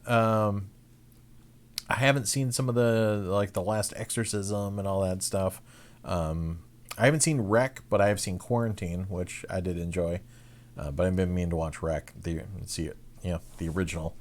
I'm trying to think of what other found footage films I've seen and enjoyed. Yeah, I don't know. I've not seen 84 Charlie Mopic. I have not. Quick the Dead rules. Nice. Go Pete. Look on the goat's face. Nice. Yeah, From Dusk Till Dawn 3 is basically a Western remake of the first one. Yeah, I had a hard time watching straight-to-video sequels to things. And that was like the big thing, especially post Darkman 2 and 3. Like, everyone's like, we're going to drop 2 straight-to-video sequels you didn't ask for at once. They did it with vampires. They did it with, I don't know. Like, just make one straight-to-video sequel. See if you do it good, then make another one. But so I never did bother to watch the From Dusk Till Dawn sequels just because, it was too far removed from the real deal. I did watch From Dusk Till Dawn again recently, though, which was cool because I hadn't seen it in quite some time. But I had a friend over for the weekend, and we watched that, and Salem's Lot, and Tucker and Dale versus Evil. Yeah, From Dusk Till Dawn 4 in space. I'm still waiting for Machete Kills again in space. Oh, man. Yep. Guillermo del Toro was originally... Yeah, Guillermo del Toro doing a Hellraiser film would have been exciting. But I just fundamentally disagreed with Miramax's approach to the Hellraiser series, which was the most obvious approach anybody could do, is turn Pinhead into a quote-unquote movie monster and make him the focus. And it's just so predictable. It's so pedestrian, especially compared to Clive Barker is just on the fringes of normality, and some of the things he thinks of and concepts he thinks of are just so interesting and just refreshing, and just the connections he makes. So when you have something as interesting as Hellraiser, and then it just gets turned into a Freddy Krueger type situation. Nothing against Nightmare on Elm Street. The original, that is freaking inventive as hell too. But just the whole concept of reinventing the Hellraiser as a monster hero kind of film. I mean, not a hero, but you know what I mean. I don't know. It lost it for me. And plus the fact that he didn't sound cool in that movie. He sounded so conversational. It was like, yeah, I'm Pinhead. You want to watch some pay-per-view? You want to go out later? Get some Taco Bell? Maybe? No? Yeah, cool. Like, there's so much of that movie with Pinhead talking to that complete douche nozzle. When in either of the previous films, he would have torn him into like an inverted butthole within 3 seconds. There's no way he would have talked to that guy, or stooped to his level for that amount of time, even though he's trapped in a totem sculpture. Doesn't matter. He would have flipped him off with his eyes. And then Doug Bradley just didn't have the cool voice. It was just so That movie was so lame. And then, yeah, CD Head was unforgivable. And, yeah, Camera Head. And, but I still have to have it because, reasons. In the Mouth of Madness universe, no tanks. Oh, man, that would be rough. It'd just be like, constantly losing your mind, waking up at different places. 10 Hellraiser films now. And then, most of them aren't even Hellraiser movies. They're just random run-of-the-mill horror movies that they're like, well, we could throw Pinhead in here for 5 minutes, and now it's a Hellraiser film. And, they do that with other things, too, like 10 Cloverfield Lane, etc. wasn't a Cloverfield film, and Die Hard with a Vengeance wasn't a Die Hard film, etc. Sometimes it works, sometimes it doesn't, but it's painfully obvious that these horror films are not even Hellraiser movies, and then they're just like, yep, whip up a little Pinhead in there. Good times. Pete hating on the Ewoks. I was born apparently just on the right side of the Ewok line, so I don't mind the Ewoks. They're cute, they're fun, but they get killed. They got it bad. Plus, like, Chewie doesn't give them enough love. They're just looking for respect from Chewie. Damn it, I'm trying to catch up to you guys. Let's see what else. Boom. What is the Tri-Digital LSI? I did look that up once, but now I can't even remember what the hell that was. That's on the Sony, right? Yeah. but it's got triple digital LSI. What the hell was it? Yeah, I could make something up, but it would not be legit. I know I definitely remember looking that up. Well, just like Sony had to have something else instead of like Chapter Skip or whatever. It was like ACS, something like that. Got to call everything different, but the Tri-Digital LSI. I don't know what it is, but I need to get a tattoo of it because it's cool. Oh, man. Favorite horror franchise? Ooh, that is tough because I am notoriously hard on sequels. I said hard on. So I mean, while a knee-jerk reaction would just say Halloween, I actively kind of piss on a bunch of Halloween sequels, but there are enough of them that I do enjoy that it's possible. I do enjoy quite a few of the Nightmare sequels, but it's tough. There's usually most franchises, I just love the crap out of the first film, sometimes the second film, and then it just kind of trails off for me.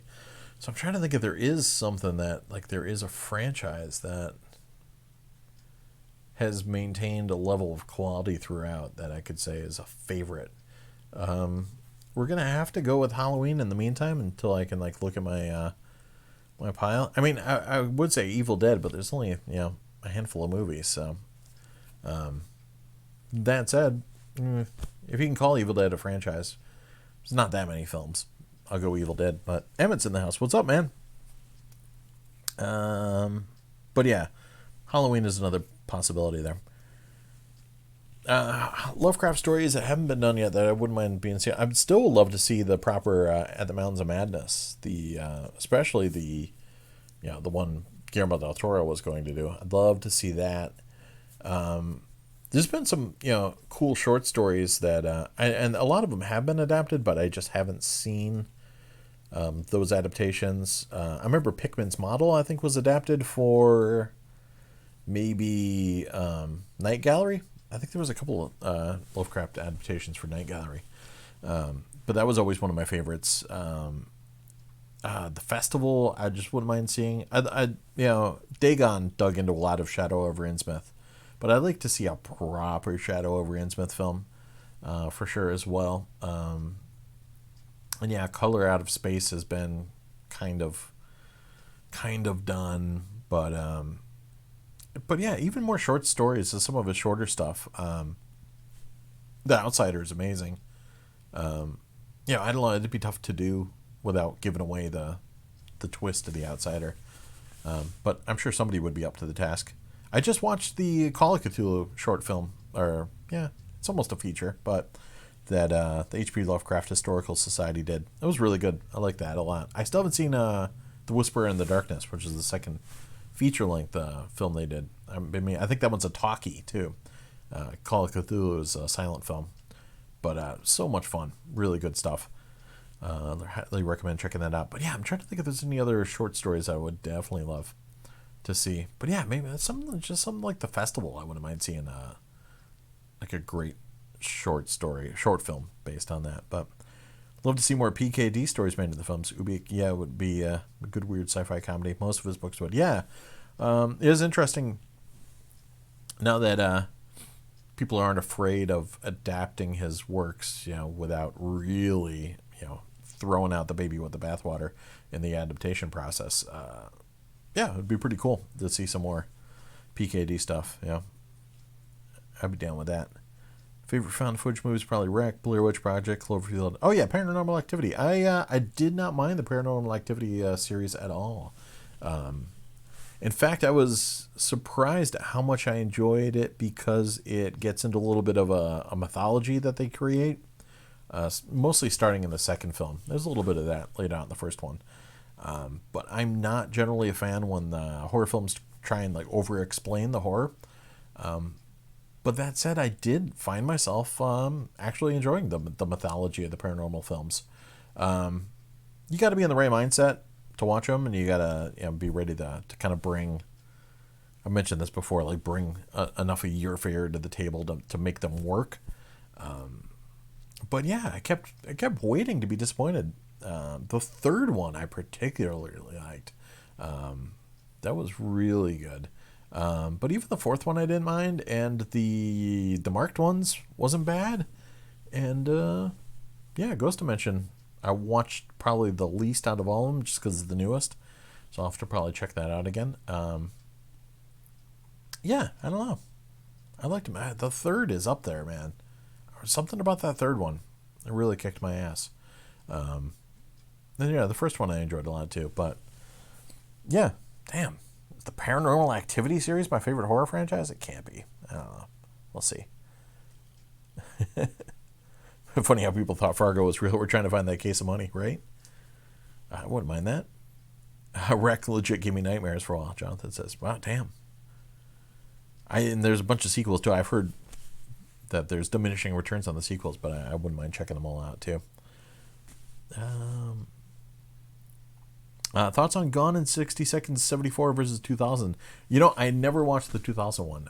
74, I love, though it is a little,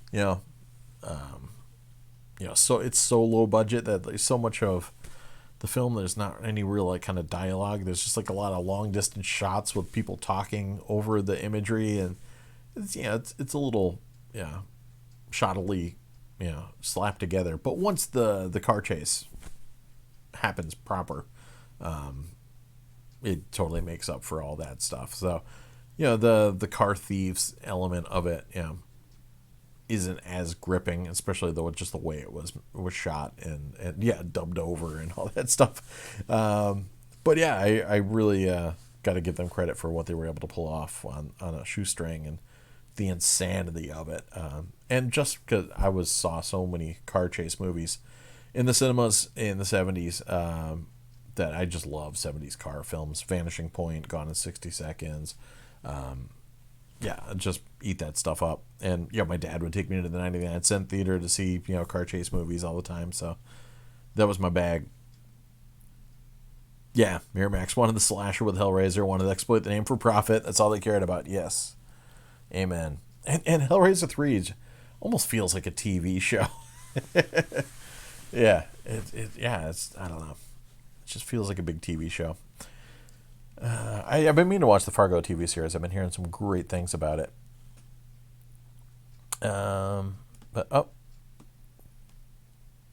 Pinhead's voice goes. It's funny. They keeps flagging Hellraiser. Anytime anybody types Hellraiser, it flags as being a swear. Damn it. And Philip K. Dick is getting flagged too. Can't say Dick. Oh, Maison Otaku's in here. What's going on? I've not seen the alternate, damn it, Escape, Paranormal Activity where she gets shot. I've not seen that. I got to check that out, actually. I will have to find that. That was one bummer about the Blu-rays of those suckers. They don't sweat the details with the special features because obviously you don't want to spoil the vibe of it with a lot of behind-the-scenes kind of things going on there. So there's, pretty much nothing going on. J.P. Monroe was the biggest douche in Hellraiser history. Amen. I'm glad Pinhead's voice went back to normal in 4. You shall be in the universe of staying alive. See, that's what would happen. Yeah. You wouldn't get to pick. You just kind of randomly get chosen something. Oh, man. Let's see. Would I live in the Thing universe? Oof, damn. I don't think I would. That'd be tough. So many John Carpenter universes.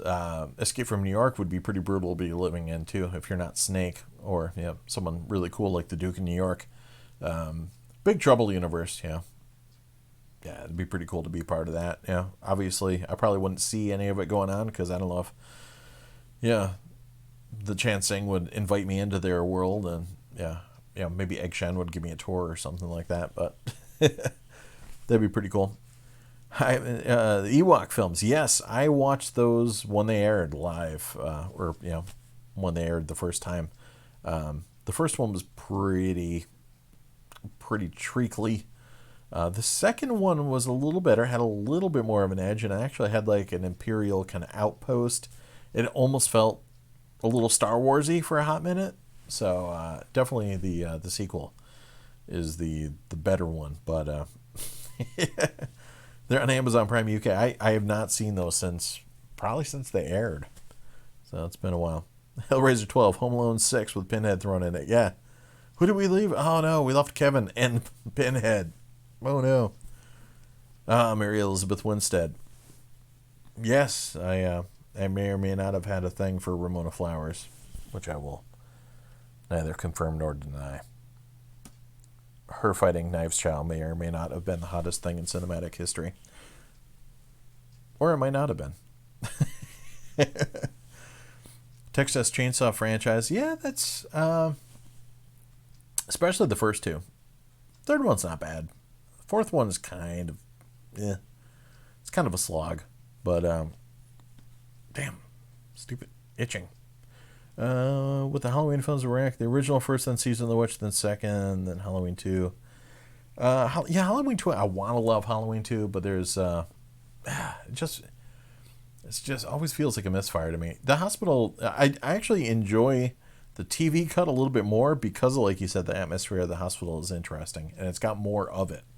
And so it's funny because sometimes I'll talk about it, and some of my friends will be like, yeah, but it doesn't have gore. I'm like, well, yeah, I know. I understand that it's the TV cut. And obviously some of the stuff is shifted around and then it doesn't really work that well. But yeah, the little bit of extra character and everything like that and the extra bits in the hospital, it pays a little bit of dividends. So, yeah. I'd love to see like I don't know. I don't know if there is a proper cut of Halloween 2 that could be made, but maybe with the gore and the extra scenes in the hospital where it makes a little bit more sense and explains why it goes dark at a certain point. And Season of the Witch is that's badass, man. That's an awesome flick. But yeah, I'm trying to think of the rest of those. 4 I actually found better than I remembered the last time I watched 4. I actually meant to do a big proper Halloween ranking system. And then obviously I enjoyed H2O, even though that's more of a Scream film than a Halloween film, but was enjoyable. And I did enjoy the David Gordon Green remake, and I enjoyed the Rob Zombie remake for what it was. I don't know if you can count that as part of the franchise because it's really its own thing.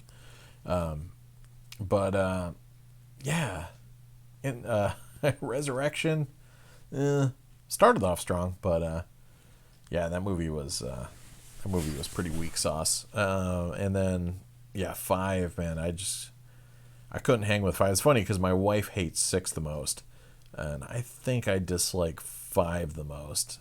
6 Still feels like a big misfire, but it's interesting to watch at least. So, and the producer's cut's pretty cool, but yeah, I don't know. But yeah, Resurrection's tough. That's that's a pretty weak movie. Good times. But yeah, I still have yet to watch the theatrical cut of Halloween, Rob Zombie's Halloween 2. I actually got the Canadian Blu-ray because it's got the theatrical cuts of his Halloween and Halloween 2, and the theatrical cut of his Halloween is quite a bit different, especially in the workings of Michael Myers escaping. Spoiler alert. That goes down totally different between the two. And I saw it theatrically, and I was kind of bummed that, like, when I got the Blu-ray, as cool as it was, that it didn't have, the film I saw. So I was intrigued to have a copy of it. So it's like that. I found that Canadian Blu-ray because then now I've got the theatrical cut. So just in case. Yeah, I might have been down with Del Toro's Hobbit. Yeah, being a two-parter for sure. I think he would have brought some cool things to it. Yeah, I still enjoyed the Peter Jackson Hobbitses, even though, yeah, I'm sure they're stretching everything a little thin, but yeah, that's kind of his bag. But I'll still watch them again on the regular. Probably best horror franchise, 6 main Hammer Frankenstein films. Yeah, nice. Philip K. Dick stuff. Do you guys like Spielberg's version of Minority Report? Yeah, I actually been meaning to watch that again recently. Damn it! Just when I think I'm caught up, I'm not caught up. I need to. What did Meizo no Taku say that got flagged? Oh shit! I can't say shit. Apparently, it gets flagged. I gotta set this up so it'll just let you guys post without me having to free things. Yeah, Minority Report wasn't a slam dunk, but it had a lot of great moments. And yeah, the look of it obviously was fantastic. And I've been meaning to rewatch it again for some time. It kind of starts off stronger than it finishes, but yeah, Paranormal Activity in the theaters was a fun experience. I saw... How many of them did I see? I don't think I saw Marked Ones or Ghost Dimension theatrically, but everything else I saw theatrically. And 2, like there's that one bit where she's in the kitchen and all the cabinet doors open at the same time, which when I used to come home from doing my midnight to 3 metal radio show, I would snack before I started intermittent fasting. I would snack in the middle of the night, which is a bad idea, before going to bed. And every time I sat there like snacking at my pudding pack or whatever, or my Oreos in the kitchen, I would always expect all the cabinets to fly open at the same time. But when that scene happened, I remember the audience just losing their crap. So yeah, awesome stuff. Big car movies. Vanishing Point is a mind blower. I saw that the first time and I was like, holy crap, like it is an amazing film, anti-hero film. Yeah, it's an art house film that's also a kick-ass car chase film. Way better than a lot of its peers. A fantastic film. Let's see. So I'm glad everybody loves the the Vanishing Point. Joe Rogan. Oh yeah, I haven't seen the Dan Aykroyd stuff, but yeah, I remember him being a big ufologist back in the day. So, Ackraiser. Yeah, he was always doing like cross country trips and going out Area 51. And, yeah, I remember him being big into that stuff. But yeah, I got to check that out. Ooh, original Gone 60 Seconds with the original country songs and original engine sounds. Yeah, I've got the DVD that came out in, what was that? Yeah, Barry Newman, man. He was the dude. Kowalski's the freaking man. But yeah, for Gone with 60 Seconds, I've got that DVD that came out like right around the time the remake dropped. That's the only one I have of that. YouTube is becoming the demolition man of the internet. Yeah, you're going to get fined. You're also going to have to use 3 seashells, but you're going to be find the sotto voce morality code every time you say, S. Let's see. Jonathan also, yeah, Better Than AI for my editor. Yep, I would also go with Better Than AI. Let's see. Bullet and Le Mans are favorite old school driving films. Yeah, old school also, even though it's short, but Claude Lelouch's Rendezvous is great. It's only like 15 minutes or something, but that's a good one to get. If you watch the original, go on 60 seconds with the original country song. It's the most 70s scene ever. Yeah, I never did get the quote unquote sequel either. Which of course the name escapes me at the moment.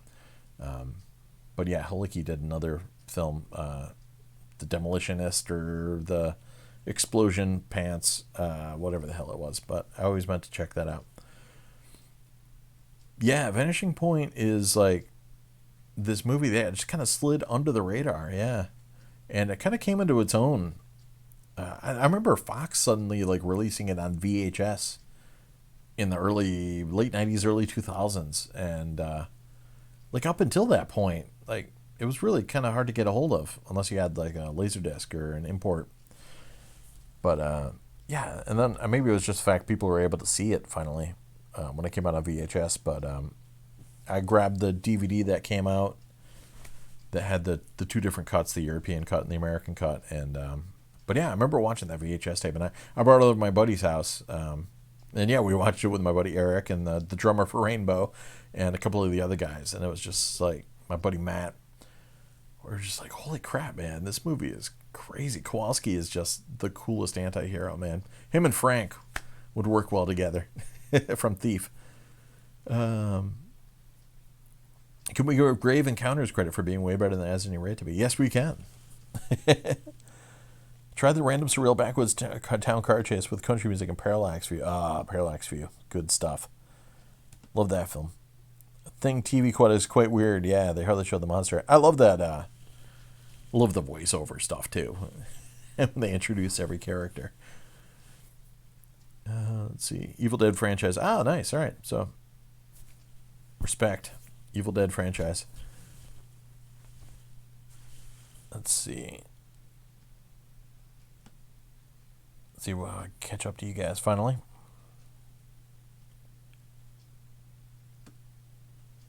Yeah, Close Encounters, love, nice. Oh, I think there was a question about John Milius. Damn it! Just every time I think I'm caught up to you. Yeah, I do enjoy some John Milius. I love that documentary about him, though it was rather sad, when it got into him, being debilitated. But I mean, at least he was able to kind of regain his speech for a little bit. But yeah, his stuff, just an interesting vibe, and just he's just a kick-ass dude, and that kind of carries across in his films. Yeah, so I'm Team Milius for sure. Let's see what else we got. You believe in his voodoo bull stuff, Blair? It's funny because a friend of mine was posting a meme. It was the Black History meme from 1999 when LL Cool J was the first black man in the horror film to escape until the end. I'm like, well, not even the first rapper. Ice Cube lived through Anaconda 2 years earlier, but I'm like, come on, got to give Keith David a little love in The Thing, man. I mean, he may not be human at the end, but he survives. Spoiler alert. Speaking of Rob Zombie, did anyone catch? Oh yeah, we were just talking earlier about the Rogan. Yeah, he was great on that. I was saying before, Rogan, I was surprised, was kind of dropping the ball a little bit. I don't know if it was because it was late or something, but yeah, like Rogan was dropping the ball on a lot of horror movie reference stuff, but he was still professing to be this supreme fan of all these classic horror films, but he didn't seem to know a lot, and Rob was kind of having to hold his hand a little bit through some of it. But that podcast was great. Oh, that killed me because it dropped. What was it? Wednesday night maybe, and I was doing some work on editing, and I just happened to trip back to my subscription feed, and then it's like, oh, new Rogan, Rob Zombie. I was like, yeah, I'll start watching that, and then next thing I know, it's almost the end of it, and I'm like, oh, freak! It's like 1 something in the morning, and I got to go to work the next day. So I finally forced myself to shut it off, and checked it out the next day. But again, it was great. He was just like, I don't know, just really well spoken, and it was cool seeing him being a little bit more open, because he's got a bit of a Lucas-y tendency to be a contrarian, and yeah, I don't know. Like when he was doing Halloween, anybody would come to him about Halloween, and they'd start like kind of reflexively talking trash about the original, and like he loves stuff, but he's almost like John Cusack's character in High Fidelity, where he's almost like fed up and yeah, kind of bored and tortured by the things he loves. So if you want to talk to him about it, like he'll almost kind of like poo-poo it, and he's just generally a reclusive guy. I got to meet him once in Valentine's Day, 1993, was it? Was it 2 or 3? I wasn't with my girlfriend. I was watching Rob Zombie and White Zombie play at the Vertex, or maybe it was Katina's then, in Amherst, Mass. And that was... I think Ivan DePrume had already been kicked out of the band at that point. Pretty sure. Because, yeah, he got booted after the Toad's Play show I saw as well when they were opening for Testament. But it was them and Monster Magnet, and I think a local band maybe. And after the fact, we hung out in the back and talked with Jay and Sean. Sean was super nice. And Rob actually came onto the bus because, Jay and Sean were like, yeah, Rob's probably not going to come out and talk to you. He's pretty reclusive and doesn't really interact with the fans. But no, he came out. He signed my arm. I used to do kind of fake tattoos. I just Sharpie. I used to draw a lot back in the day, and I don't get to really draw as much as I used to. But I drew a bunch of Rob Zombie artwork from maybe the Nightcrawlers CD or something on someone's arm, and he saw that. He was like, oh, that's pretty good. And then, so I just gave him a Sharpie and he signed my arm. And I photocopied it. But no, he was a cool guy. But yeah, he's usually a little reclusive and reluctant to talk about things. And then, yeah, it seems tough to actually catch him in a mood where he's excited about things. So it was really cool seeing him open and enthusiastic about horror films and comedies. It was like a trip that he was so into Step Brothers, because I freaking love that movie. So I thought that was cool that he gave props to that. And just hearing him excited about hockey and things like that, it was, I don't know. It was just a little infectious. And then it was cool that he dropped LaserDisc a couple times. And them talking about the movie The 7-5 made me watch that documentary this week. So that was totally worth it, because that was a killer documentary. Yep, John Milius working on some Apocalypse Now. And I love some Conan the Barbarian. Speaking of TV cuts, first time I saw The Shining was on TNT. They had to blur out the naked lady. Yeah, can't show old lady bush. Let's see. Most overrated movie besides Birdman. It's funny because I was prepared to dislike Birdman just because there's some movies like Her where I'm kind of annoyed at already, just because of the vibe of it, and the kind of hipster-esque vibe around it, and the fact that everyone was lavishing praise on it. And Electric Dreams already did it decades earlier. Yeah. So I wanted to hate Birdman, but I ended up, I didn't love it, but I enjoyed it. And it had some moments. It had some interesting things, and I like the whole concept of the music being both score and source music. But yeah, overrated would probably be, I did not enjoy a lot of any Andersons, I guess. I have some problems with some Paul Thomas Anderson and some Wes Anderson stuff, but Rushmore in particular. And maybe it's not just overrated, it's just I disliked the main character so much that it didn't work for me. So I didn't get into Rushmore. And Paul Thomas Anderson, I kind of have a love-hate thing with. I enjoy some of his films, but I hate his fans. So yeah, Magnolia I can't really throw in there because I did enjoy enough of Magnolia. But yeah, what's the most overrated movie? I know there's something else other than Rushmore that's eluding me. Transformers the movie. Sorry, everybody.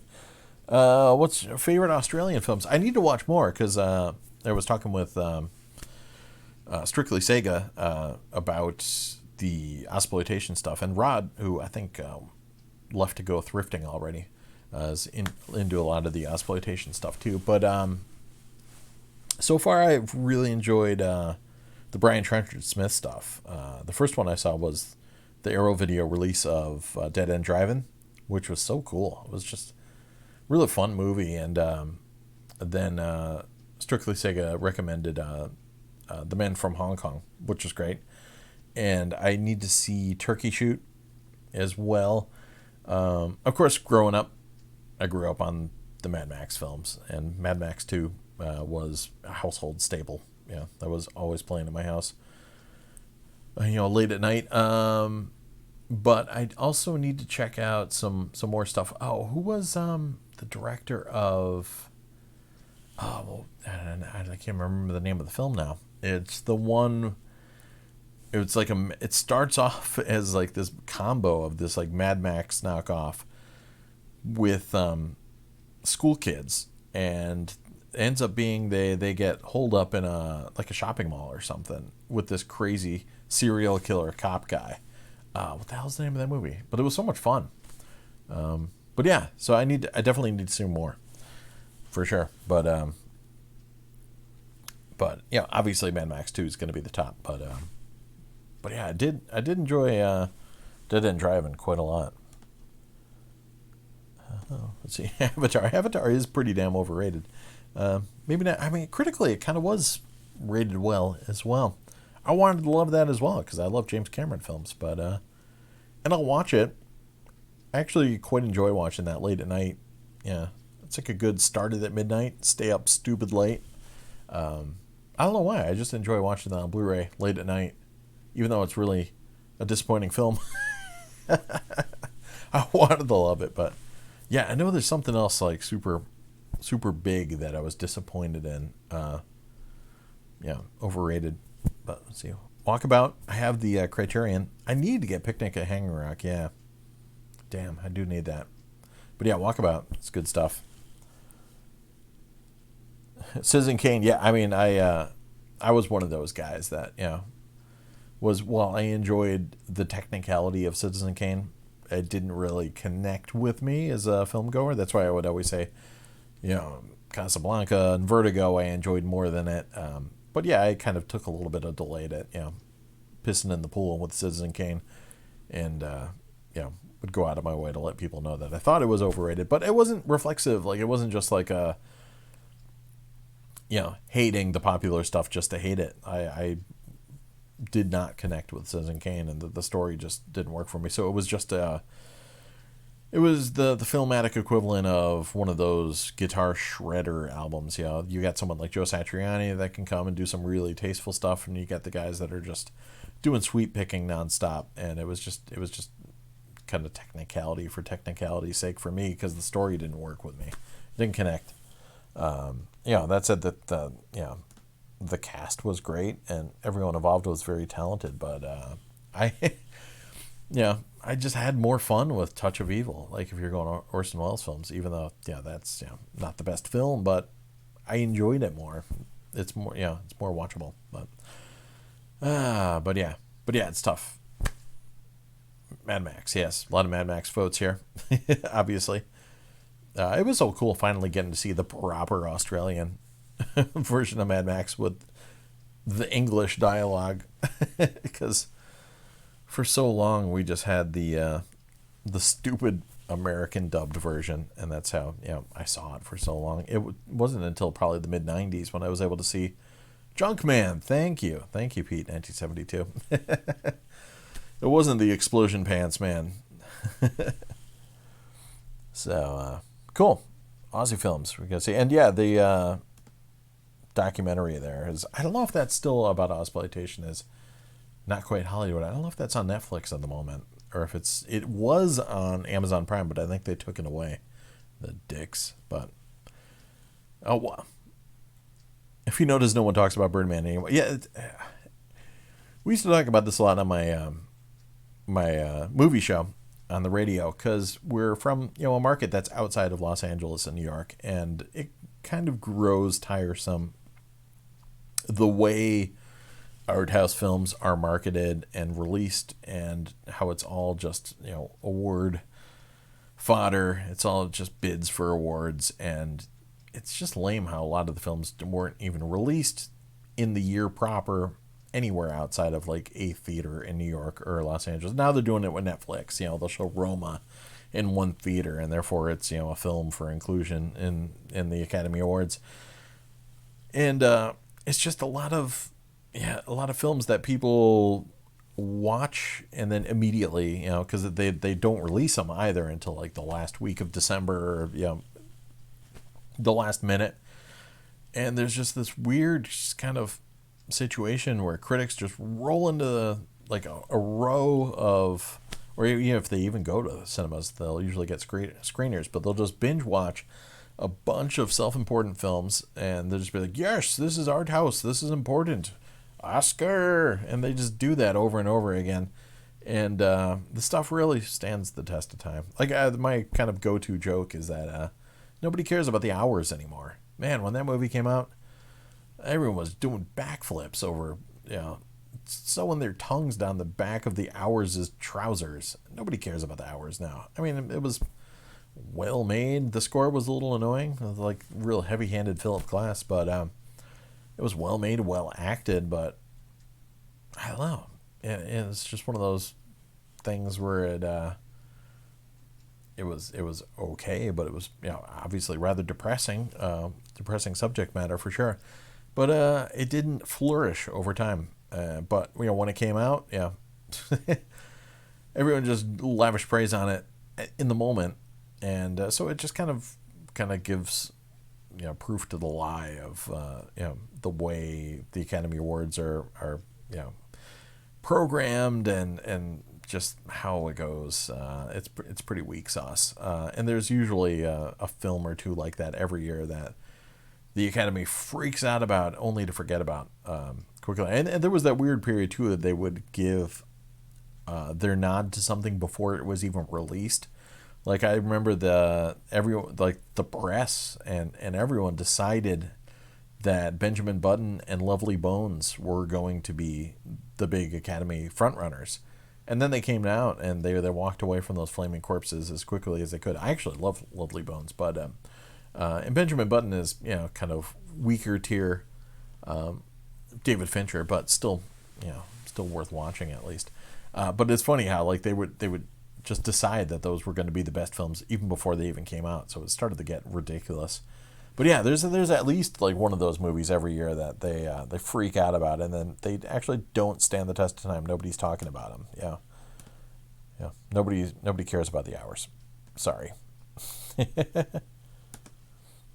Man, let's bring this down. Can I? Am I caught up? No, of course I'm not caught up. We talking some Fury Road now? Damn, yeah, the tracking shot in Touch of Evil. So cool. Damn it. I'm still always like so behind you guys. Sad panda. Oh, S-bomb got flagged. Let me let this free. Valentine's Day 1993. What a strange time and date to meet Rob Zombie. It was pretty weird, yeah. I still have a audio cassette. I bootlegged the show, too. And there was a song, I think it might have been somewhat cannibalized for a later Wade Zombie song, but he called it the theme from Skorker's Machine. No idea what it was. But it was cool, and they played Drinking and Driving by Black Flag, and it was pretty cool. All right, so I'm now 30 pages up here, and maybe I'm finally caught up with you guys, or caught up with where I left off. Talking John Milius. Yep, I saw that. Picnic at Hanging Rock. I saw that. Mad Max Fury Road, OG Mad Max. Yeah, my favorite would be Mad Max 2. And then 3 is, I don't know where that is in the mix, but yeah. The first would probably be right behind Mad Max 2, and then Fury Road and 1 would probably be pretty close. I love Fury Road. But yeah, it does feel kind of like more like its own thing, even though it's the same character. But yeah, Mad Max 2 Road Warriors is my jam for sure. But yeah, the toe cutter is the coolest, man. Toe cutter is too cool, and the Knight Rider is amazing. Jonathan McKnight also given some love for not loving Kane out of duty. No, you guys can keep going. I'll catch up eventually. Yeah, tomorrow or something. Oh, yeah, we were supposed to go to Area 51. Sorry. I should be broadcasting live from outside there. Yeah, least favorite is Thunderdome as well. It has its moments for sure, but yeah, that was pretty disappointing. It just kind of turns into, I don't know, Peter Pan. What do I think of the whole Disney animation to live action thing?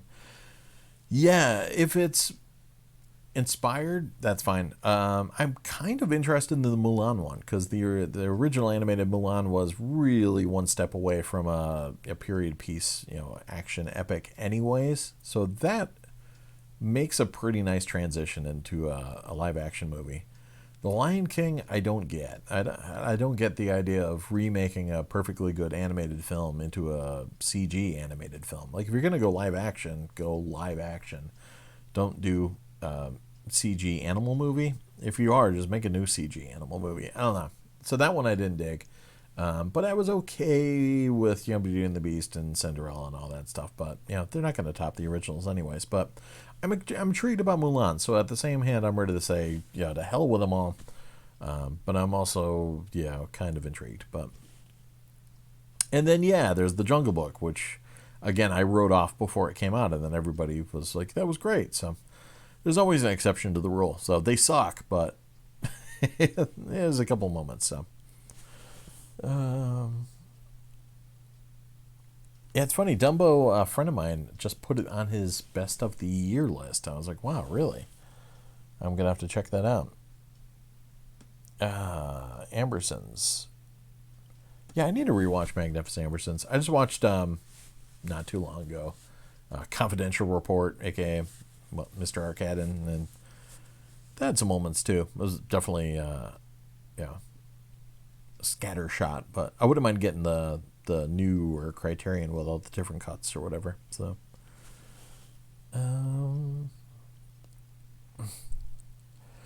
yeah. Sorry about the Her Electric Dreams. Obviously it's got a bit of its own thing, but it just looked so hipster. Like that guy's mustache. It was like it should have like Ipst was the unspoken silent writing in between H and Like it just ugh. Like everything about it, like the aesthetic of it and just the tonality of it just made me, I just couldn't handle it. Like I was like, I can't watch that mustache. I can't watch Joaquin Phoenix just dealing with his phone. I don't know. But yes, I that was just my shit talking. It was just, comparing it to Electric Dreams. But maybe someday I'll watch it. But it's just something about it. It's that same thing as that Wes Anderson effect. When I see dudes with tracksuits and headbands, I just want to karate chop through the screen. I just can't handle it. Anybody pick up the paperback edition of Hail to the Chin? No, I haven't gotten that yet. I would love to. I really enjoyed the other Bruce Campbell stuff so far. He's a real fascinating guy to listen to or read. Let's see. Would love to get Rushmore and LD. I know somebody who just had Rushmore and LD. Maybe it was Bill DeLeo in LDF and 4K AD guy. I think he's got a copy. Watched for Kane a couple times over the years. Just isn't for me.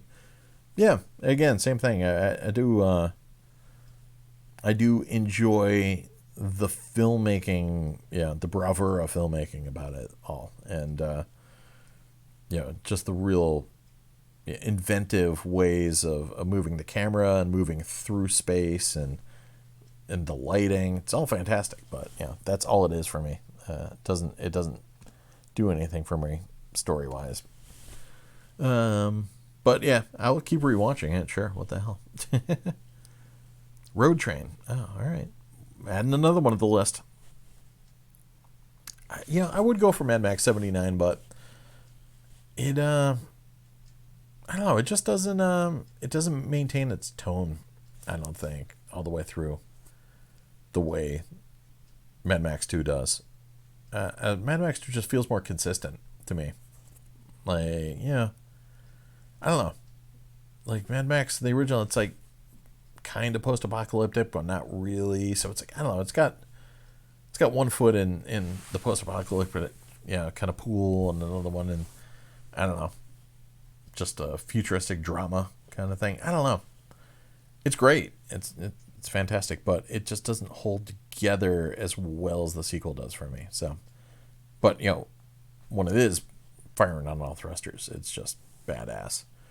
But I disagree wholeheartedly that Fury Road wasn't a Mad Max film. I freaking love Fury Road. I had a crappy friend that legit got mad at me because he asked if Rushmore was good, and I said I liked it a lot, and he bought it and hated it. I wouldn't be angry at a friend of mine for recommending it, because I do know a lot of people that love that film. So yeah, I didn't hold it against anybody for sure.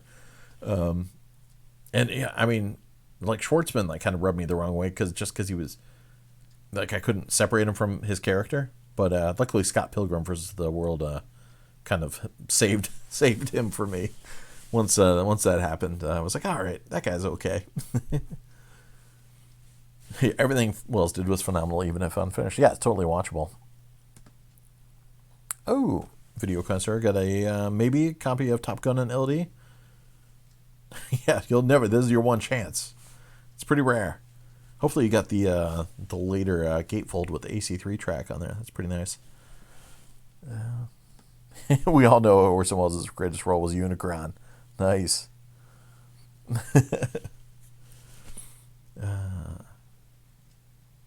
Let's see what else we got going on here. Yeah, I missed the Touch of Evil reconstruction that was playing at my art house cinema near me. I really should have gone to see that. That would have been fantastic to see theatrically, but bam, I did not. Let's see if I can cruise down here. Let's see. Video connoisseurs going to get that Top Gun. What else is going on? Favorite Western? Ooh, that's tough because I can go Wild Bunch any day of the week. I also love Unforgiven. And I do have a soft spot for all the 90s Western revival stuff. We were talking Quick and the Dead earlier. Tombstone I love too. And then of course there's the spaghetti Western stuff. Fistful's great. Good, the Bad, and the Ugly's great. But it's probably still going to wind up being the Wild Bunch. Oh yeah, Butch and Sundance, that's good too. But yeah, I don't know. Wild Bunch is my jam. That's probably going to be a top. Unforgiven's pretty damn close though. That is one badass film. Let's see. Mad Max 5. I would definitely watch some Mad Max 5.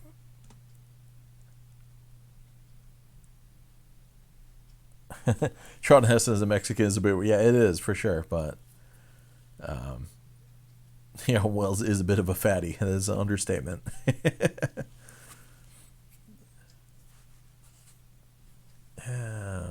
Let's see. What else we got going on down here?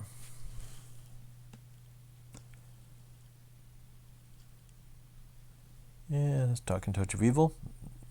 Not a bad thing. Some love for Fury Road. Nice. Emmett. Good job. And let's see. Can I catch up? Let's see. I'm down to the bottom now. It's going to just like dump a bunch of comments on me all at once. Yes, that's what it always does. Now I have to go back up. Sorry, because this is sitting on the couch arm, so you're probably seeing my camera like wiggle all back and forth too. Oh, man. Damn it. Okay, I think I'm back to where you guys left off like 12 hours ago. Chicago. It's funny. I almost mentioned Chicago on my list of films everyone lavish praise on, and they don't care about anymore. Yeah, nobody talks about Chicago anymore. Oh my God, though! Like every review was like, "This is the most amazing." Yeah, Moonlight. Occasionally, it gets referenced because of the cast. So there's that Crash. Yeah, yeah. Paul Haggis's Crash. That it had some moments, and the cast was badass, but I didn't love his writing on that for sure. It was weird. It was like too Tarantino-esque in some regards, and then it just wasn't natural, and it was so over the top, and it was almost comedic. It was like, let's see how everybody can be racist at every moment, and I mentioned before, it really didn't get into the cowardly kind of reality of racism, and like there were some characters that were a little more stronger in their attitudes. Like maybe Matt Dillon's character was a little bit more believable, but and then there were some of the bits with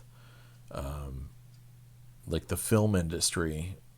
Maybe it was Don Cheadle that was receiving some like blatantly racist feedback from a director, and that was realistic, but so much of the other way was just so ham-fisted, and like, yeah, it really didn't get into like any kind of shades of gray, or like I said, like the cowardly kind of aspects of it, and it was just really ham-handed. Shakespeare in Love. Yeah, but yeah, Private Ryan does. Yeah. Yeah, and Shakespeare in Love was okay. I saw it in the theaters. Ooh, The Quiet Earth. I've been meaning to watch that for a long time. Let's see. Yeah, I remember RKO 281. Yeah, I remember that dropping. Yeah, Dark Knight and Wall-E. Oh, man. You remember the RoboCop was announced Wonder sound effects editing and animations idiot? It was the only yeah. Oh, man. La La Land. Oh yeah, same thing. Who's talking about La La Land now? Nobody cares about La La Land. Yeah, original Mad Max's Chase is hot. The Knight Rider bit is killer, and stuff with the motorcycle stuff is insane. Oh man, so good. Let's see what else we got. Oh, King's Speech. Ah, okay. Total Oscar bait. Nice. Moonlight, The Artist, yeah, Slumdog Millionaire. Call Me by Name, yeah.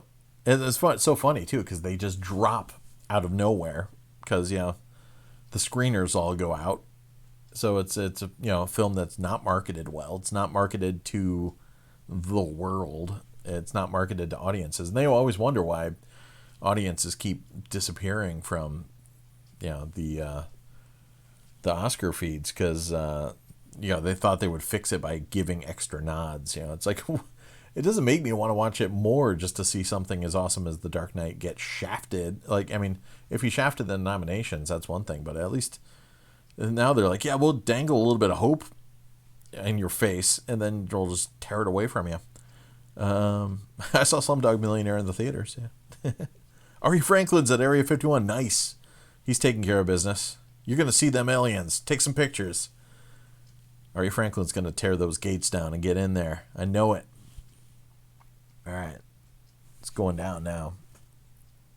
Jonathan's watching some Farscape. Oh, Toe Cutter's in an episode too. Nice. I like Danny Boyle, but Slumdog is the best TV film. Yeah, Danny Boyle from that period. I much prefer Sunshine. Sunshine was the shiznit. Yeah, nobody talks about The Artist anymore. Man, I do enjoy. What's the name of the director that did The Artist? I love his 007 spoofs. Those are really fun. There's the Brazil one and the Cairo one. Cairo Nest of Spies, and what's the Brazilian one? Is it something about Rio? I don't know why I can't remember, but yeah, those are fun. Same actor as The Artist too, but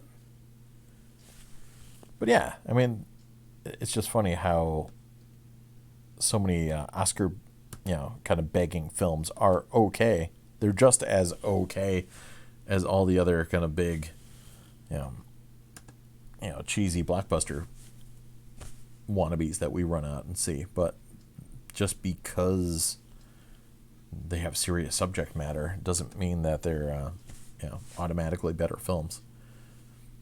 Let's see. Let's see what we got going on down here. To be fair, the overall quality of Western films usually manage to outshine their blatant hipsterism. Yeah, I mean, the problem is definitely with me. Like, I can't overlook it, so I just need to get it. Like, everyone loves Grand Budapest Hotel. So yeah, I need to suck it up. I don't mind when he animates things. I was okay with Fantastic Mr. Fox, but Royal Tenenbaums, like, I couldn't make it past the trailer. Like, I just wanted to eat human flesh after seeing the trailer. So yeah, I don't know. I gotta power through and watch those damn movies. So there's always freaking Owen Wilson's got a busted nose for some reason. I just always want to take a shower every time I see that Wes Anderson vibe. Gandhi and Chariots of Fire, man. I remember actively watching the Oscars when I was a kid and just being completely ripshit when Raiders of the Lost Ark didn't win. I was just like, what is this? That was my first real introduction. Like, I knew Star Wars didn't win Best Picture, but I was like, well, clearly that was an oversight. Raiders of the Lost Ark is going to win Best Picture, and then that was the big slap to the face that no, that is not going to happen. Oh, man. Last Emperor, out of Africa. Last Emperor is not bad. I've watched that since it originally came out, so I guess there's that. I think I went up too far. Damn it. Let's go down here.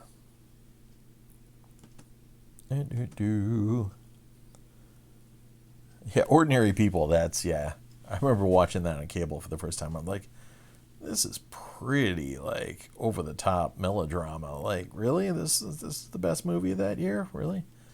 I've not seen Lawnmower Man 2: Job's War. I guess I'll check it out someday. Because, I do have a soft spot for the original. Maybe someday I will check it out. Let's see. Bottle Rocket. Yeah, I've been meaning to give that one a shot, too. Yes. Good, the Bad, and the Ugly. Some love for that. Nice. Unforgiven. Nice. Yeah. And then I jumped 5 pages. Grumble, grumble, grumble. Let's see. Let's see what's going on. We're talking Westerns, I think. So yeah, you guys, I'm probably still 20 minutes behind. Thoughts on Dance with the Wolves? I was prepared to hate it because I'm not a fan of Costner. But yes, I did watch it and I enjoyed it. And then I watched the director's cut and I enjoyed that too. So I enjoyed it in spite of Kevin Costner. So I've been meaning to watch the LaserDisc again because it's been some time. Is Terrence Malick a genius or just really pretentious? Yeah, he does toe that line. I'll always give him the benefit of the doubt because I loved Badlands so much. But it's weird. It's like his level of pretentiosity doesn't really ruffle my feathers the wrong way, like the way a Wes Anderson does. Because I can just steep in something like The Thin Red Line and just kind of sit in it. So yeah, it might just be maybe somewhere in the middle. New World I saw cinematically, and that was, I don't know. Just I like his kind of languid tone poem predilection for filmmaking style. I still haven't caught up with his newest stuff, but I don't know. I think you definitely have to be in the right frame of mind to dig his stuff. But yeah, I don't know. I mean, nothing tops Badlands, but he might be in between a genius and super pretentious. But yeah, it's like, New World isn't something I'm gonna want to whip out on a or Tree of Life like on a Friday night. Like, come on, kids, gather around. Let's watch some. Let's watch some Terrence Malick. Ooh, Mizuno Otaku's got a panel. Normie movies for anime fans. Nice. Ah, damn it, I missed it. What was I need to get the comment back. Ah, the most annoying fly in the world is around here. He's coming to get me. See if I can catch up with that. Normie movies for anime fans. It'll just be an hour of us shouting, "Hey, weebs, watch Lords of Arabia." That sounds awesome. I want to go to that panel. I want to see a filmed copy of that panel. Oh, man. What did Chris get? Someone got a bunch of LDs at the yard sale. Got Song of the South for $3. Damn, respect. That is a score. Strictly Sega is talking about the soundtrack. Yeah, I know a lot of people don't like the bit where it turns into Event Horizon. I'm still okay with it wholesale, like all the way throughout. I'm okay with the pinbacker kind of weirdness towards the end. Yeah, I really dug that film. Open Range, yeah, that was another underrated. Yeah, and that was that period where the westerns were kind of trying to make a comeback. The 310 to Yuma remake was pretty good too, especially for the Ben Foster bit. Ben Foster, man, he was on fire. There was a period where he was just crushing it. Because I remember seeing what the hell was was a Hostage? Was the first thing I saw him in? I was just like, Jesus, where did this kid come from? Like, it just turned into this like run of the mill, siege kind of hostage film, and then all of a sudden like he turns into the Crow like halfway through the movie. I'm like, what the hell? He's just got such a commanding presence, and between 310 to Yuma and his smallish role in 30 Days a Night and The Mechanic, and he was just really doing interesting. Even freaking Punisher, man, he was just, you couldn't take your eyes off that dude, man. Yeah, he was on fire. PAL Dance with the Wolves. Wow. Now I've got a PAL player. I can finally get more PAL discs so I can enjoy that 4% speed up. Damn it. I think I just made somebody a mod. Simon, you're a mod now. That's what you get for getting a PAL disc. Now you're a mod. My damn screen is possessed. We got some love for Badlands. Nice. We live in a universe where Goodfellas didn't win Best Picture. Damn straight we are. Yes. That's why we need to be in a different universe. We need to be living in the Buckaroo Banzai universe. Good, the Bad, and the Ugly is definitely up there for me, for sure.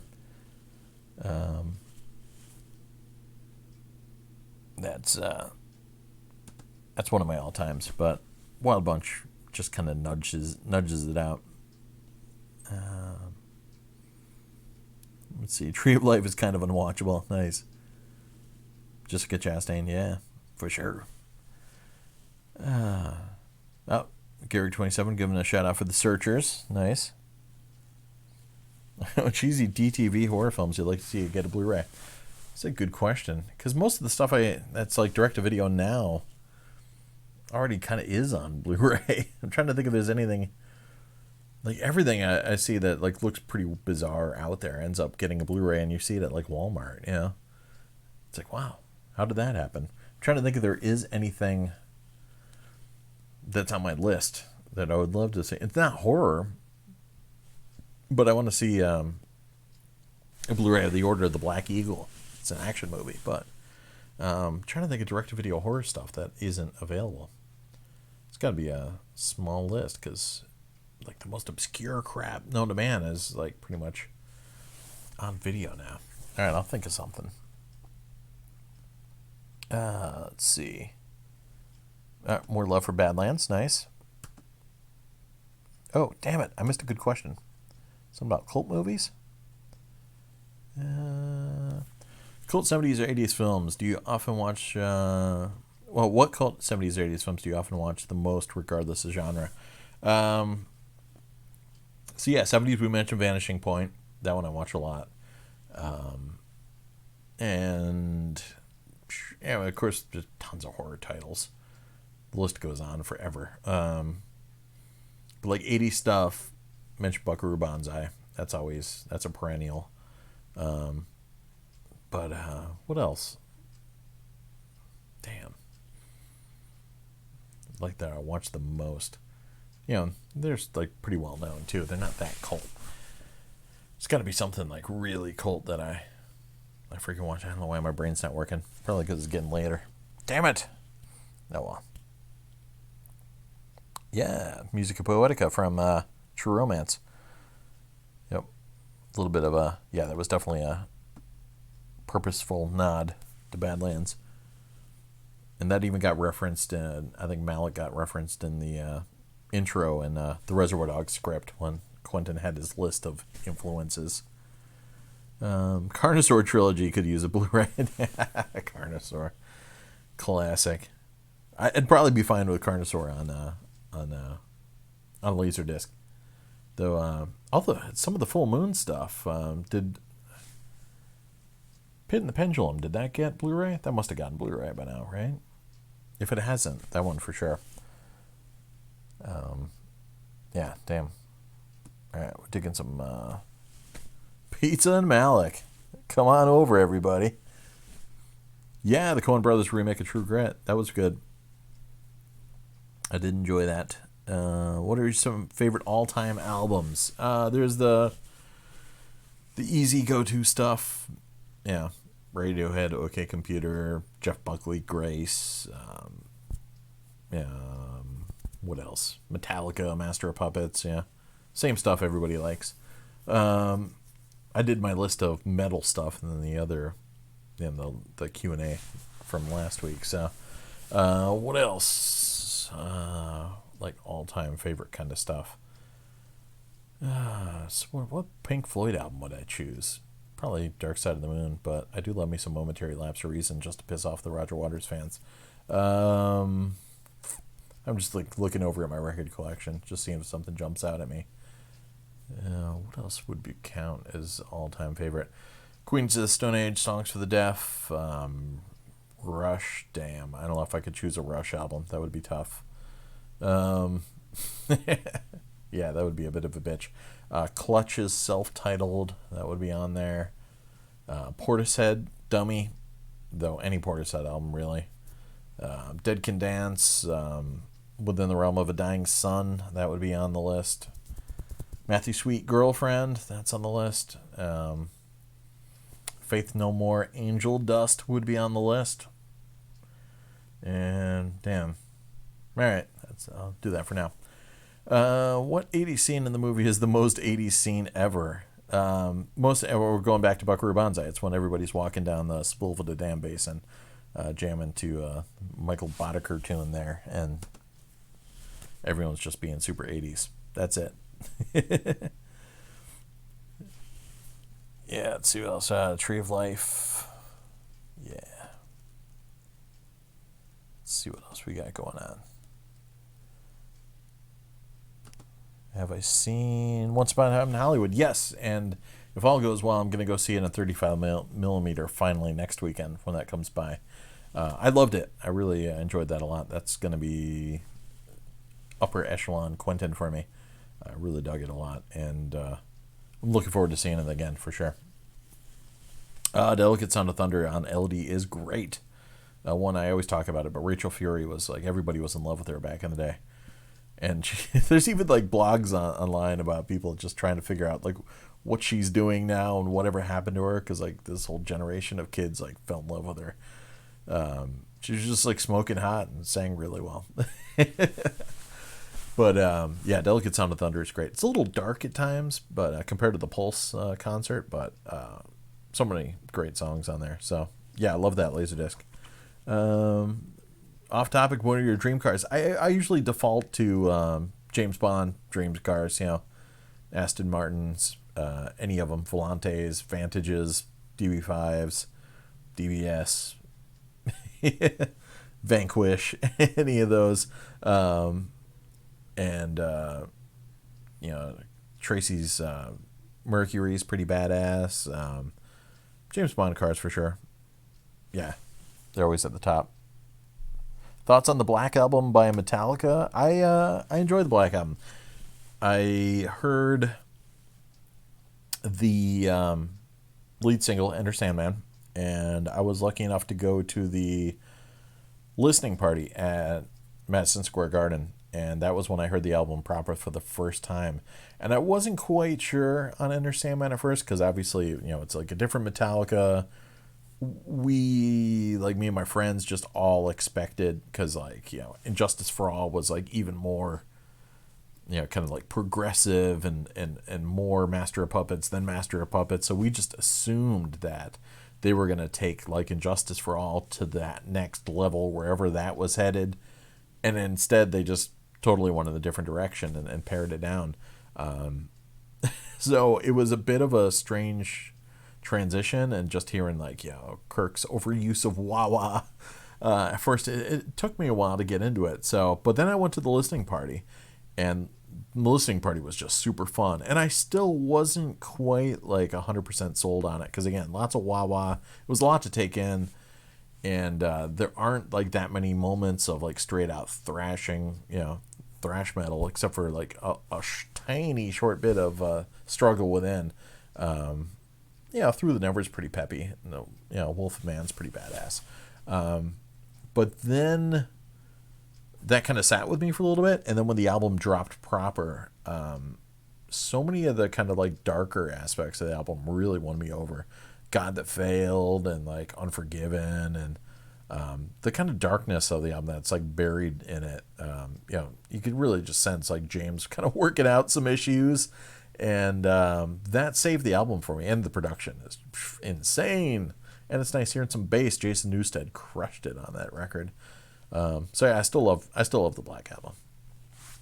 Let's see what else we got going on here. Punk Nerd going to a school car wash. Oh, nice. Doing washing? I never did do any car washes for school. I did the selling the candy, but I never did the car wash. I guess that wasn't like really a big thing when I was in school, but then after, everyone started doing the car wash for fundraiser. But yeah, I hustled candy like a boss. I know I'd get my dad. Dad worked for Pratt and Whitney, so he would just go in and just sell Hershey's and M&Ms like mad, and give them to my mom. Yeah, she'd bring them to work too. Dodge Challenger, GTO, or Ford Mustang? I would have to go with a Vanishing Point Dodge Challenger. I was definitely, I probably should have given some more love to Mopar, because I was a Mopar guy growing up. My grandparents and my uncle were, mechanics and loved Mopar rides, and we would always get their kind of hand-me-downs. So I grew up in a variety of Valeros and Darts, and what else? My first car was a Plymouth Satellite, which was a beast. Love that thing. So yeah, I never did have a Challenger, so I would love to have one properly. And of course, growing up into Dukes of Hazzard, I always wanted a Charger as well. But yeah, the Challenger, man, the Vanishing Point Challenger, it's so cool, and it's so iconic. Everybody rips it off, from Matthew Sweet to Quentin Tarantino. Impossible question: best Who album? I'm gonna be a dick just because it is an impossible question to say. It's hard. Athena. Favorite Green Day album? I think by default it would have to be Dookie. Let's see. Clutch's last three albums have been, Clutch has been on fire. They've been crushing it. It's weird. They kind of go through these like little bits of, I don't know. They kind of have their style, and then they I don't know, kind of just like exploding. I remember when Blast Tyrant came out, it kind of threw everyone for a loop. But yeah, Psychic Warfare was really good, and Earth Rocker was really good too. But I don't know. I love all the Clutch albums for sure. I wouldn't kick any of them out of bed. But Ari Franklin found Dark Side of the Moon on 8-track. Nice. Sweet. That is how you do it. Let's see. Yeah, Wish You Were Here is great. I miss Floyd laser light shows. My dad took me to the local planetarium for a Floyd laser light show when I was a kid. He obviously would go with his buddies for a different kind of laser light show experience before he took me. But yeah, hearing like Careful with That Axe, Eugene, and so many classic. I think they had Wish You Were Here. What else? There was a couple other tunes they had, but it was great with the laser light show. It was fun. Do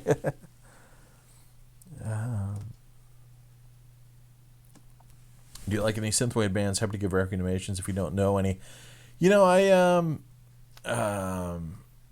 was the one that got recommended to me not too long ago? I want to say Gunhead, but that was the name of my non-existent industrial band that I was going to make when my thrash metal band broke up in the 90s.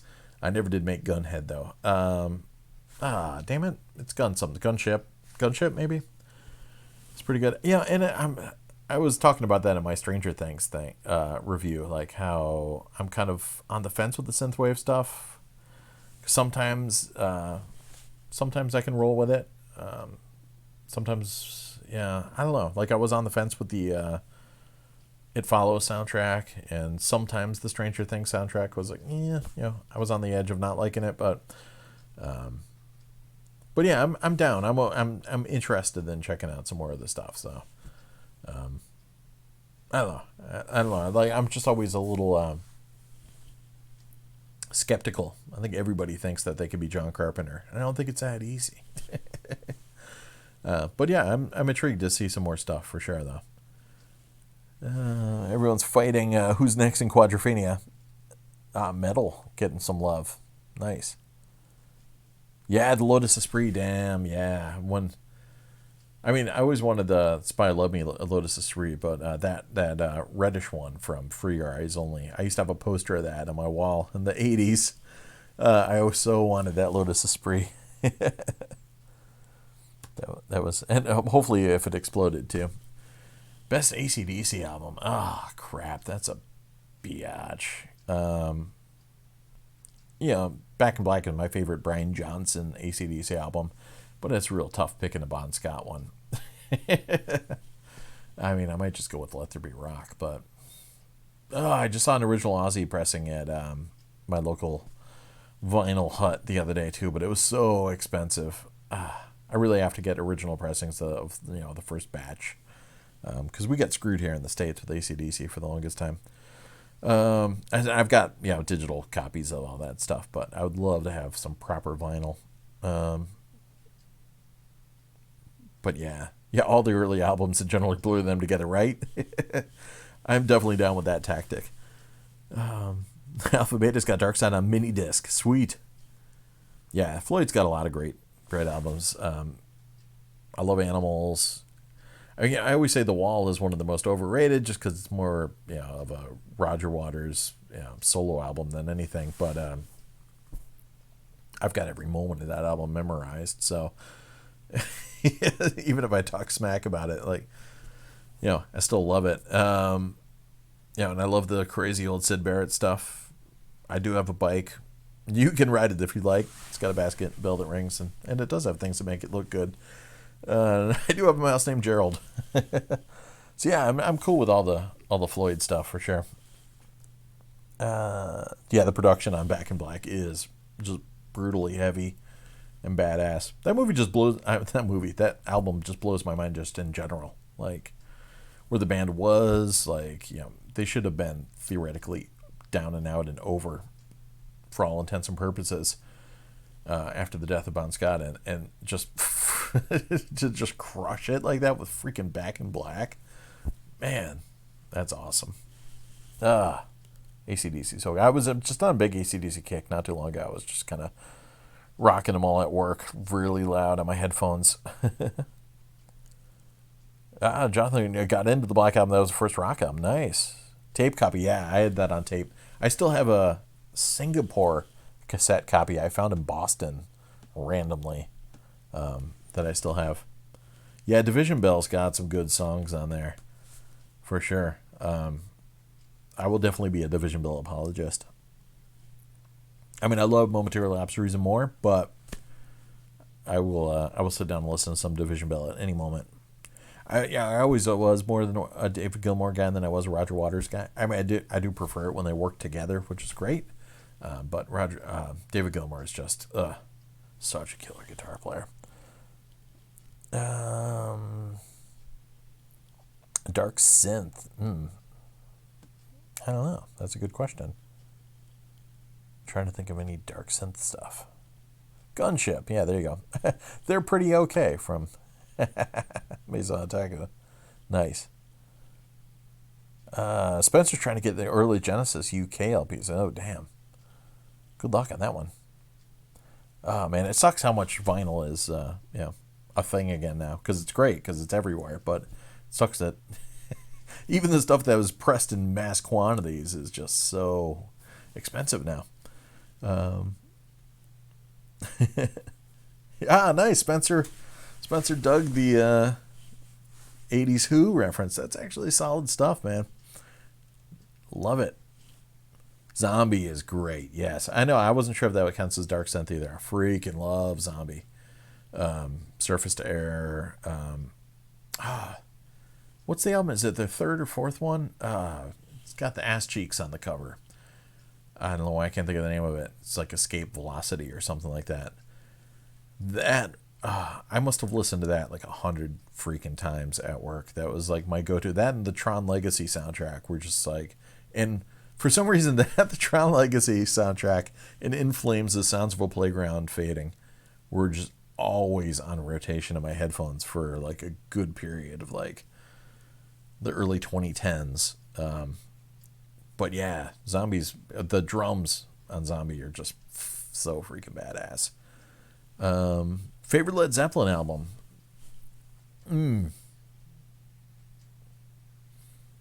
4? Maybe? Yeah, maybe. Yeah, I guess we'll go with 4.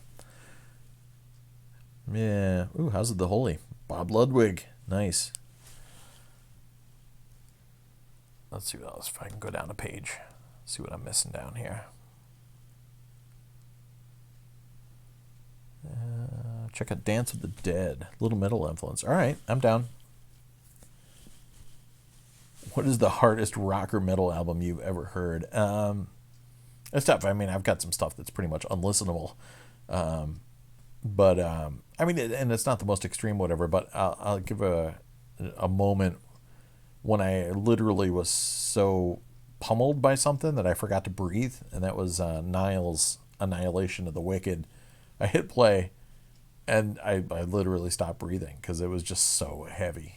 And they're not the heaviest band on earth, but it was just so pummeling and intense and fast. And I stopped breathing for a minute. So, but yeah, I mean, I've got stuff that's pretty much just total noise. So you can go off the deep end with the hard stuff, but one of the most brutal, like, face ripping albums, I was just talking with a friend the other day, is Nails. Now I can't remember the name of the album, but it's got the terrifying, creepy cover. It looks like it's straight from hell. Abandon All Hope. Is that it? Freaking, like, it's barely 20 minutes long, but it's just eats your face.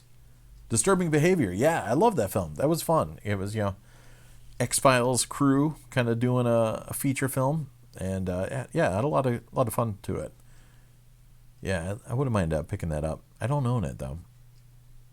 Hey, look, it's a Stars Born 76 LP. Beat the crap at $75. Yep, you got it, man.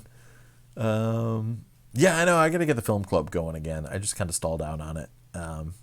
Because we got some other 95 films to get into. Basic, yes. I was just talking about it because my dad watched Rashomon for the first time, and I was like, "Oh, nice! So you've seen the original that everybody rips off all the time." And Basic was one of the more interesting recent, Rashomon rips. John McTiernan doing it. Yeah, it was kind of De Palma-esque in which, like, the twist. the twist upon the twist was just kind of like whatever. Like it's just so crazy, but I don't know. I liked it. It was fun. Yeah, it was. Yeah, it had some Samuel Jackson in there too. Ah man.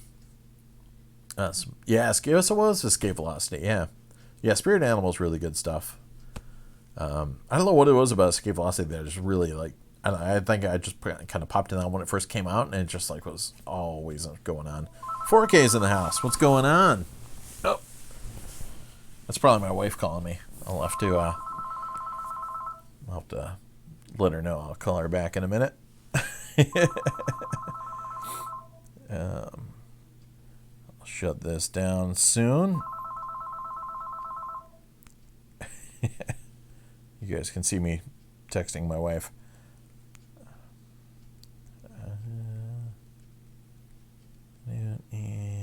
Right. So, all right. Let me see if I can catch up with you guys before I wind down. Let's see. Emperor is great stuff too. Oh yeah. So symphonic. I'm sad I've never seen Emperor live. Man. Stooges Funhouse. Yeah, that's good stuff. Yeah, Emperor did some reunion touring, and here in the States, anything black metal is kind of tough to see. People don't come over here. As Mayhem tends to come over a little bit, but I would love to have seen some Emperor. But I am the Black Wizards. 4K got the S&M VHS concert film. Nice. I wish LaserDisc had still been kicking when that came out, because of course I have Cunning Stunts on LaserDisc, but some S&M would be great to have. I didn't see or did that already happen? They had the new S&M like live simulcast theatrically, but I didn't get a chance to see it. If it happened, I think it did happen already, because I think it was September. Yeah. Either way, what was really cool was the it wasn't a Bridge Street benefit, but it was some sort of benefit. They did an acoustic album, which was really good, really interesting arrangements of songs, and it's out. They pressed it on vinyl. I've seen it in Newbury Comics before. Definitely recommend it. It's like Helping Hands or something like that, but it was really cool hearing some of the songs they adapted. It wasn't just all the the easy kind of the ballads. It wasn't all the ballads. They really did some interesting adaptations of their songs. Disturbing Behavior could use a director's cut. Yeah, I'd be down with that. I've never seen the TV cut, so that'd be cool too. 4K's watching The Last Starfighter. Nice.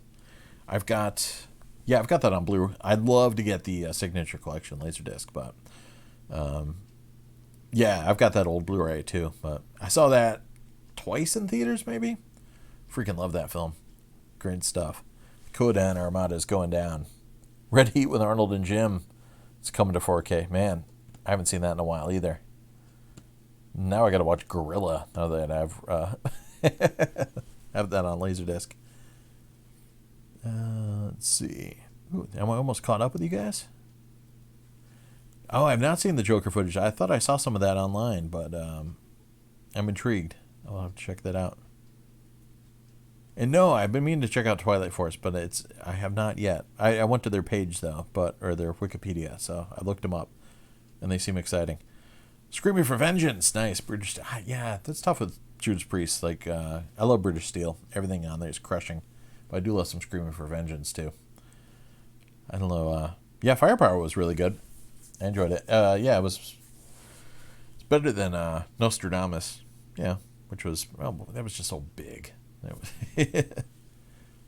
Yeah, I'm down with the Joker. I'll go check it out for sure.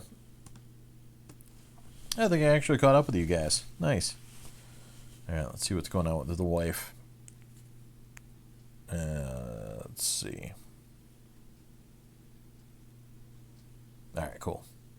She's still kicking. All right. So I'm down with the Joker. I mean, should be cool. Yeah, the crazy supercomputer. I remember talking with my dad all the time. They're like, oh, man. Just to make that Death Blossom.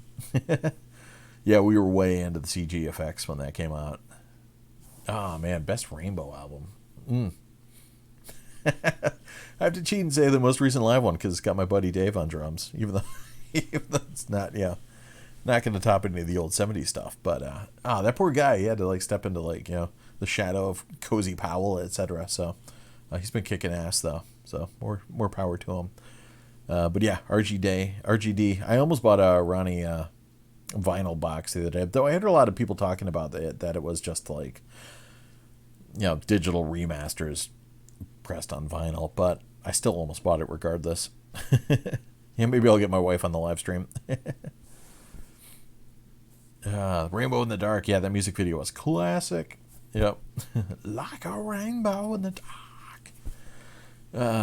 Good old RJD. I was just listening to the Dio Years Black Sabbath compilation this past week too, actually.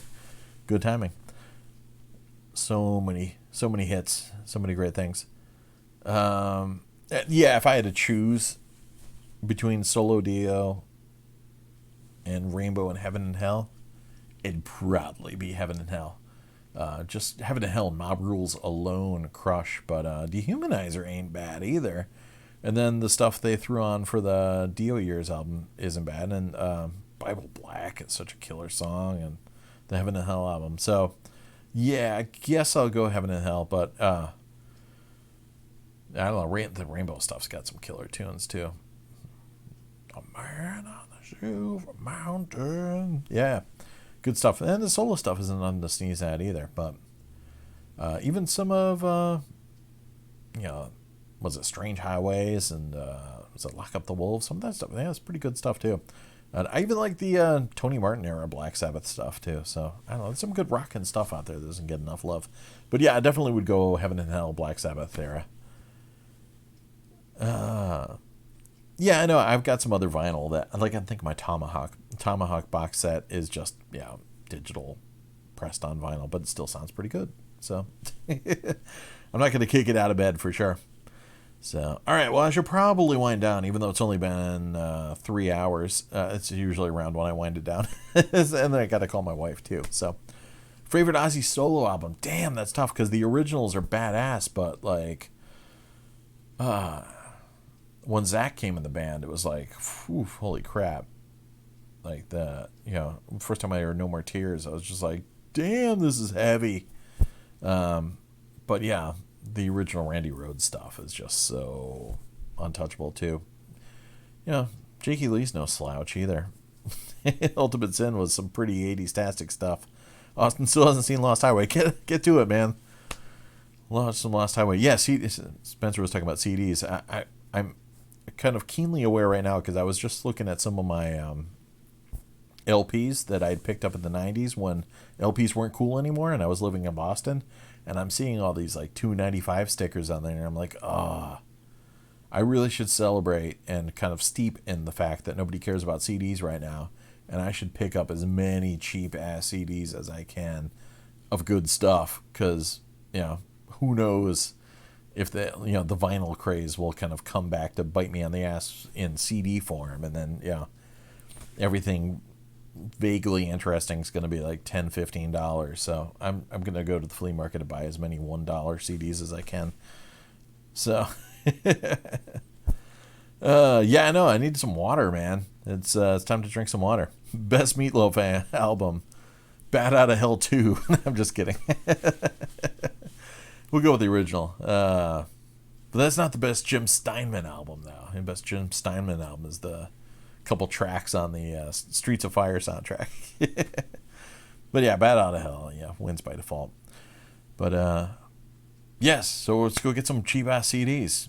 Like you said, great masterings, and like you cannot beat the price, and it's so devalued right now. Nobody cares about them, so you can get so many great things. When I got all those soundtrack CDs for $1 a pop at the flea market, it's like, come on, pinch me, man. There's some great sounding stuff. I put them all on at work, and I was just like, holy crap, man, these things sound amazing. So, yeah, got to take advantage of it for sure. Well, thanks for hanging out, everybody. It was a cool night. We had a butt ton of pickups, so that was fun. I'll do a separate video of the LDs I've gotten lately, too. Maybe I'll wait for like another new batch to come in just to add a little bit of flavor. But yeah, good stuff. What was this? It's from the CD from the years 87 to 84. You should chat first. Just working out the bugs. Yeah, the loudness was. That is kind of a pisser. When everything started getting brick-walled. I do regret getting rid of like all my old Rush CDs. I gave them to my wife, and then she sold them. Damn it. But Anyways, I will get out of here. Best final box set. Damn it! I will answer that next week. Remind me again next week. But yes, I gotta shut down. Talk to my wife, and I'll. Oh yeah, Strictly Sega's got a new video. I haven't watched it yet. I gotta watch that. So go check out Strictly Sega's video. LD Centric too. So I'm excited to check that out. Was it LD Wonderland? Was that the name of it? So yeah, I got to check that out. So I'm gonna watch that tonight. Actually, once I stop talking to my wife, I gotta watch a new monster movie app video and check that out. And anyways, thanks for hanging out, everybody. We'll catch you guys on the flip side, and hopefully I'll be back with another. Peace out, Maison Otaku. Catch you guys on the live stream next week, and then more 80s top 10 stuff coming this week too. So look forward to that, and enjoy the weekend, everybody. Peace.